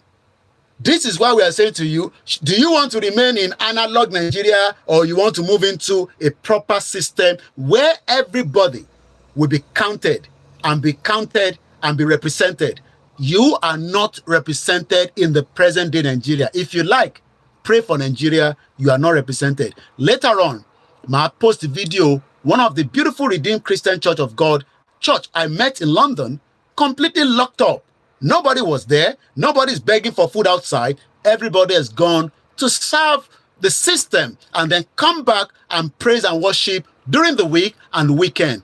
Church is not the reason why we want Yoruba Nation. We want a Yoruba Nation because our identity is going into extinction. Redeemed Christian Church of God ní London. Kódà àyà mi já nígbà tí mo rí lórí street tó wà. Kò sáriwo tó fi ń disturb ará àdúgbò. The door is locked. Everybody has gone to work, do something. The pastor might be inside, I don't know. But from outside, I did not see Eye on a Thursday. Everybody's gone somewhere. Ẹ lọ sí gbogbo church in Nigeria lálẹ́. Ẹ má bèrè pé kí ló ṣẹlẹ̀. Let's listen to Shehu Sani here. The role played by the likes of Colonel Abubakar Dangiwa Umar, the likes of Chief Abraham Adesanya, Alani Akao Boshoru, and the likes of Fred Eno. Mr. President, even though the governor of Kaduna State removed me from the seat, I will always remember that he was one of those who stood for us when we were in prison. He was among those who kept the torch of freedom alive while many of us languished in the cell. Mr. President, I would like to draw your attention to this fact and this truth. The national anthem cannot unite a nation. A national pledge cannot unite a nation. A constitution cannot unite a nation. A nation is united by the ideals of freedom. A nation is united by equity and by justice. Many younger generations of today have not and couldn't know the sacrifice we have made to restore democracy to this country. It is important that we bring to attention to those who were not here in those days of the struggle. This democracy was not a gift given to us by the military. It was not a lottery that we won. It was a product of struggle and sacrifice. There were people who were forced into exile, like the President and Commander-in-Chief of the Armed Forces, and the likes of Wole Soyinka. There were people who were sent to prison, like us. We're supposed to spend the first 15 years of our life in prison, but by the magnanimity of God, we were out. There were many who were dead. This democracy was a product of struggle. The Academic Staff Union of Nigeria made sacrifices. Nigerian media made sacrifices. The NUPENG, headed by the like of Frank Kokori, made sacrifices. The National Association of Nigerian Students made sacrifices. This democracy was a product of that struggle, was a product of that commitment, and was a product of that determination. Mr. President, you have a duty to succeed. If you succeed, you will share your glory because you came from the trenches, you came from that struggle, you come from that period of struggle. Mr. President, if you fail, they will say that those of you who fought for democracy have nothing new to offer to Nigeria. We will pray for you, and we believe that the reforms which you have taken, there is no doubt about it, you too have recognized the untold hardship and the suffering it has inflicted on millions of people. But we are expecting that at the end of the day, it will bear fruit, and people will rejoice and say that the sacrifices that they have made, the consequences of that reforms was something that was worth all this trouble. Mr. President, thank you for the honor and the privilege, and do something about the Nigerian prisons, because they were the ones who hosted us in those days and in those dark days of the struggle.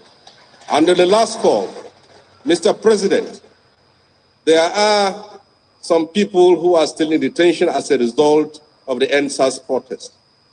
They were young people who were protesting for justice, for freedom, and for democracy.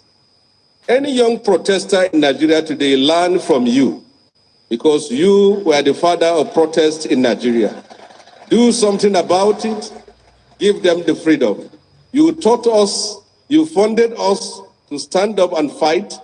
So they are your children and your grandchildren. Give them the pardon. Thank you and God bless. He funded it. Tinubu funded it. Tabani, Edawo, support Yoruba Nation so that we can also push this struggle of Yoruba self-determination quest, which is different from their own agenda as they were fighting the military as at the time. Some of you that are wealthy, some of you that have the means, doesn't want to get involved because Lokoyin, we don't need money. But that time, Bola Tinubu put money with so many other people to fund Nadeco and fight the military. This time around, Ijopolo, Launa Mafija, Teledumari Mafibiwalo. As I'm going to be leaving now, I would like to say thank you so much to everyone that have been able to join us at this particular day as we continue our quest and our right to self-determination, which nobody can stop. It does not matter whether Tinubu is the president or not. Tinubu cannot stop what the Yoruba people say they want. Let's listen to him again before we go again tonight.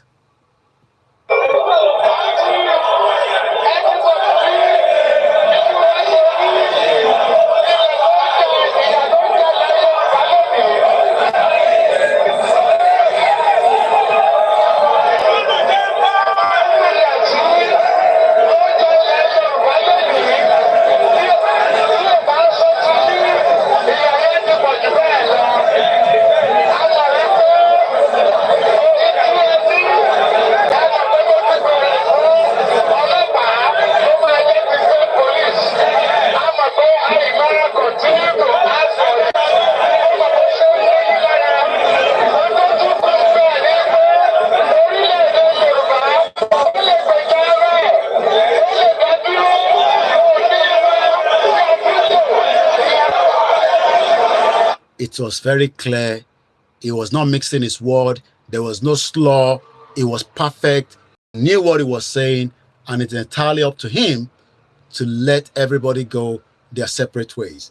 This is an 8-minute. I will not play all that. I just want us to listen to it, but some other time we will play a little bit more of it. I have been sick of this problem. I have been sick of this controversy over living wage or minimum wage. And I believe that something is seriously wrong with the heads of many of our leaders. How can anyone who earns 200,000, 300,000, 400,000, 500,000, not to talk of people who earn 1 million, 2 million, how can they go to sleep in good conscience every day? How can they go to sleep in good conscience and come out to sit down in a boardroom to discuss the sustainability or otherwise of paying 60,000 to the poorest of workers? How can we go to bed and sleep, all those who belong to the elite, who earn 2, 3, 4, 500,000, 1 million? How can you go to sleep in good conscience, I say, if you still have any conscience?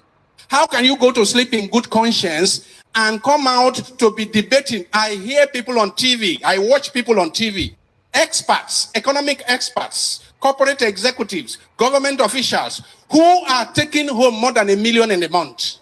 And they are there arguing that 60,000 or over will destroy the economy. It's not sustainable. How wicked! You give 60,000 to a poor worker, for a poor worker who may have a family of 2 or 3 or 4, for his feeding, for his accommodation, for his house rent, for his medical care, for his children's school fees. How wicked, how blind, how can we do that? And we think that God will bless our country. We think that it is by bringing a new national anthem for God to bless our country. How can you commit this crime against humanity? For me, this is a crime against humanity. Because the poor people who cannot afford to buy gari, I'm not saying they will buy that they are to buy sardino. I'm saying buy gari, poor people who cannot buy gari. I'm not talking of meat or fish. Poor people are dying because they have no money to cure malaria. How can you go to sleep in good conscience? Those of us who belong to the elite, how can we go to sleep with good conscience and we are debating and we are discussing and we vote 500 million naira to meet and debate about paying 60,000 to the poor? My dear friends, I see this as a new form of apartheid. Nigeria is one of the most unequal societies in the entire world. A society where it's like the animal farm. A society where we have conspicuously rich people, people who are living in conspicuous consumption, and others who are in deplorable, dehumanizing poverty. If you have somebody in this country that takes home 1 million naira, I mean 1 million, I'm not talking of 30 million naira, 1 million naira in the month, and he can open his mouth to be part of a discussion about the poor getting 60,000 naira.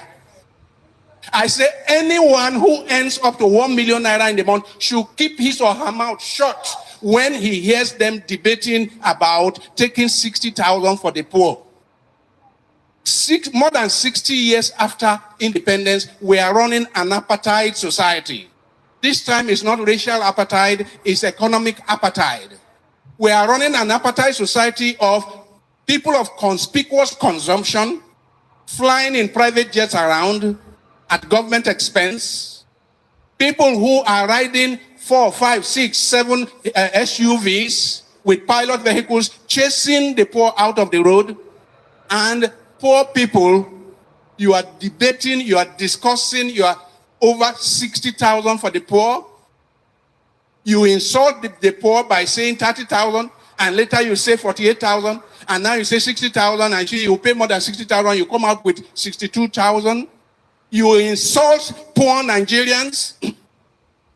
I say there is hardly any society I know that is as divided as the Nigerian society. And a society that is so divided is just sitting on a keg of gunpowder. I have warned here before that the revenge of the poor is at the corner. The revenge of the poor is at the corner. I am not calling for it, but it will happen. No, you don't have to call for it. At least my people don't get the message. And the last one should be just an audio from one of our voice, if I can find it, because I got to go now. I'm on meeting with me. I have to go and do the book reading before they make their way to the bed. And it's almost bedtime. So, Mukibu Wakwe, a crawler, Lincoln see. Anytime I tune, Muki, Ainty, and will like Mukibu Lincoln see, or Beledumari, Lorúkọ Jésù Kristi, kò ní fi wá sílẹ̀.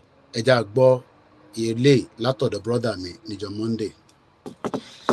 Yoruba Nation, Yoruba Nation, Yoruba Nation, Yoruba Nation, Yoruba Nation, Yoruba Nation. Up olórí àwa.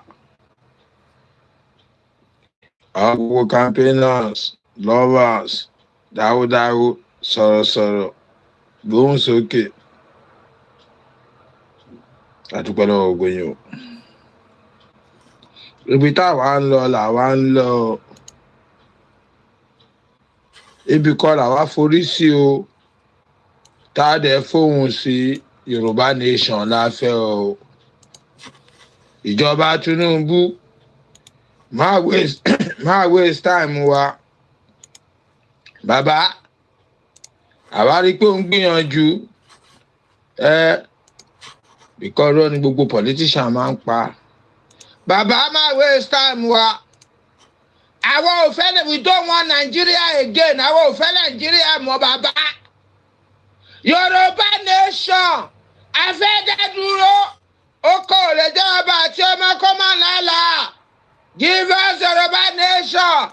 Stop wasting our time. We don't want regionalism. We don't want regional. We don't want regionalism. It's a wasting of time. We can't live with Fulani no more. They are dangerous people. They are criminal. They are bandits. They are kidnappers. They are troublemaker. They will never change, Baba. They will never change. We want Yoruba Nation. Dissolve Nigeria. Nigeria must dissolve. It's a contraction. Okoeru. Okoeru. We stand where we stand. Yoruba Nation. Yoruba Nation. Not negotiable. Ẹbí báwa bá yín ṣeré ni, a máa fariwo pa yín, a máa fohùn pa yín, ẹ̀yin. Yoruba Nation lọ́fẹ̀ẹ́, we don't want Nigeria. We don't want nomadic people. Nomadic people. Wèrè ló ń jẹ́ bẹ́ẹ̀. We don't want Fulani. Fulani cannot rule us again. Nigeria must dissolve. Nigeria must dissolve. Let Fulani hold their country in the north.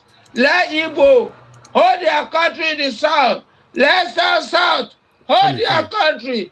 Let Southwest hold their country. Agbalagba, divide the nation. Divide the nation. We cannot live with crazy, nomadic, idiot people that killing us all the time. Thinking they are about to fucking rule. Koja. Esther Mashebe Mosa. Yoruba Nation. Yoruba Nation. Abakitoye. Abigbowo Osha. Agbogbo lovers. Campaigner. Soro. Abijaya. United Nation. We don't want Nigeria again. United States of America. We don't want Nigeria. We want Yoruba Nation. Great Britain. European Union. We don't want Nigeria again. It's a scam. We want Yoruba Nation. Yoruba Kingdom. We are Yorubas. We are not Nigeria. It's a foreigner name. It's not our name. We want Yoruba Nation. We want Yoruba Nation. Any ànísìmí, ẹ̀yin náà ní fojú kọrùn. We want Yoruba Nation. We don't want Nigeria. United Nations, United States, British, European, Asian, China, Russia. We don't want Nigeria. We don't want Nigeria in a strong time. We don't want Nigeria by festivals of any fact. We want Yoruba Nation. We are Yorubas. Up Yoruba Nation. Thank you, my people. I love you all. Ijaya is my name. Thank you. Mo kí àwa dúpẹ́ Agboola, mo kí yín lẹ́ẹ̀kan sí dáadáa pé ẹ káàbọ̀ sórí ètò wa as we are ending the program in 6 minutes. Mr. Oladele Christopher, mo fi tẹ̀lédùmarè kí yín. Thank you so much. Bàbá wa, gbogbo ẹ̀yin engineers wa, Mr. Aminu Tajuddin, since some goats are shouting one Nigeria, let them not listen. They will suffer till death. Minimum wage of 62,000 is not achievable. A bag of rice is more than 80,000. No water, no good road, no hospital. And that continue. Yoruba Niyi Muke, Mr. Yawa Dukpagbolani, do not sell your asset to Japa. Find other ways to do it without selling your asset. But if you have to Japa, please do so. Mr. Aminu Tajuddin is a zoo republic where human lives mean nothing. Also, Mr. Akirele Ebenezer, my baba, dada, amari buboyinba. You are saying exactly what this government is doing now and will be rubbish when the born to rule gets there. We can't futuristic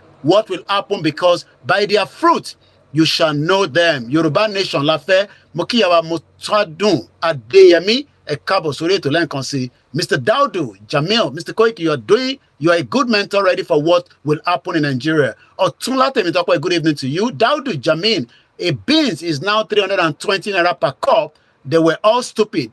Mr. Koiki, let us flag our Yoruba Nation. Ìlànà Ọmọdúà, we must be ready to fight it out.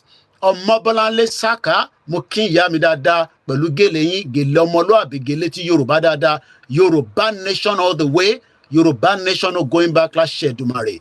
Ẹ̀gbọ́n mi Oyèkánmi Julius Fakponda, Tinubu is a 419. Ìyá wa Modúpẹ́ Lawal, àwọn ìyá dáadáa. Wọ́n ní bàbá Tinubu, you said it that orílẹ̀-èdè Yorùbá lè dá dúró. Ẹ pín wa now. Mo kí àwa Dúpẹ́ Agbọ́lá ní Yoruba Nation is the only answer. Ìyá mi Rẹ̀mílẹ́kún Adélẹ́yẹ tí mo fi tọ̀wọ̀tọ̀wọ̀ dárúkọ wọn ní Yoruba Nation la fẹ́. Ìyá wa Modúpẹ́ Lawal went further to say that the minimum wage in Nigeria should be 200,000 naira per month. If all the senators are sharing trillions, are we not in the same country? Enough is enough. Mo kí ìyá mi Sherifat Ọlátúnjí, mo ì tí ì rẹran ọdún kí ló ń ṣẹlẹ̀ Sunday mà lọ́dún ẹ̀ẹ́dẹ̀ ní Koiki ẹ ti bá mi rẹran kan síbi kan kí ló gbé.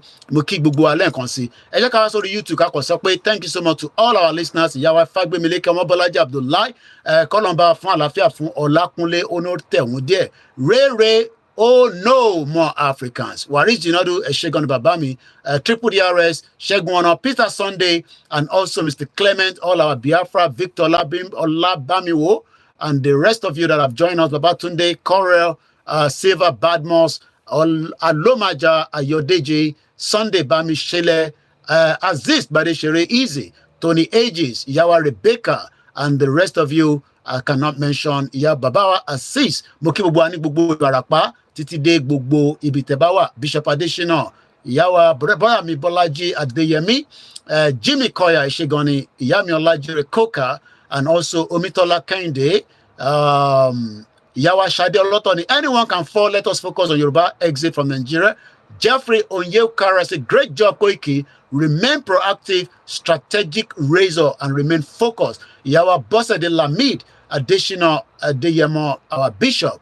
Thank you so much to each and every one of you, and every single one of you that I couldn't mention. Bababi Oyeronke Olaniyan, thank you so much. Benga, BYG, Yawa, Baba Emmanuel, and Oladimeji Oyeyemi.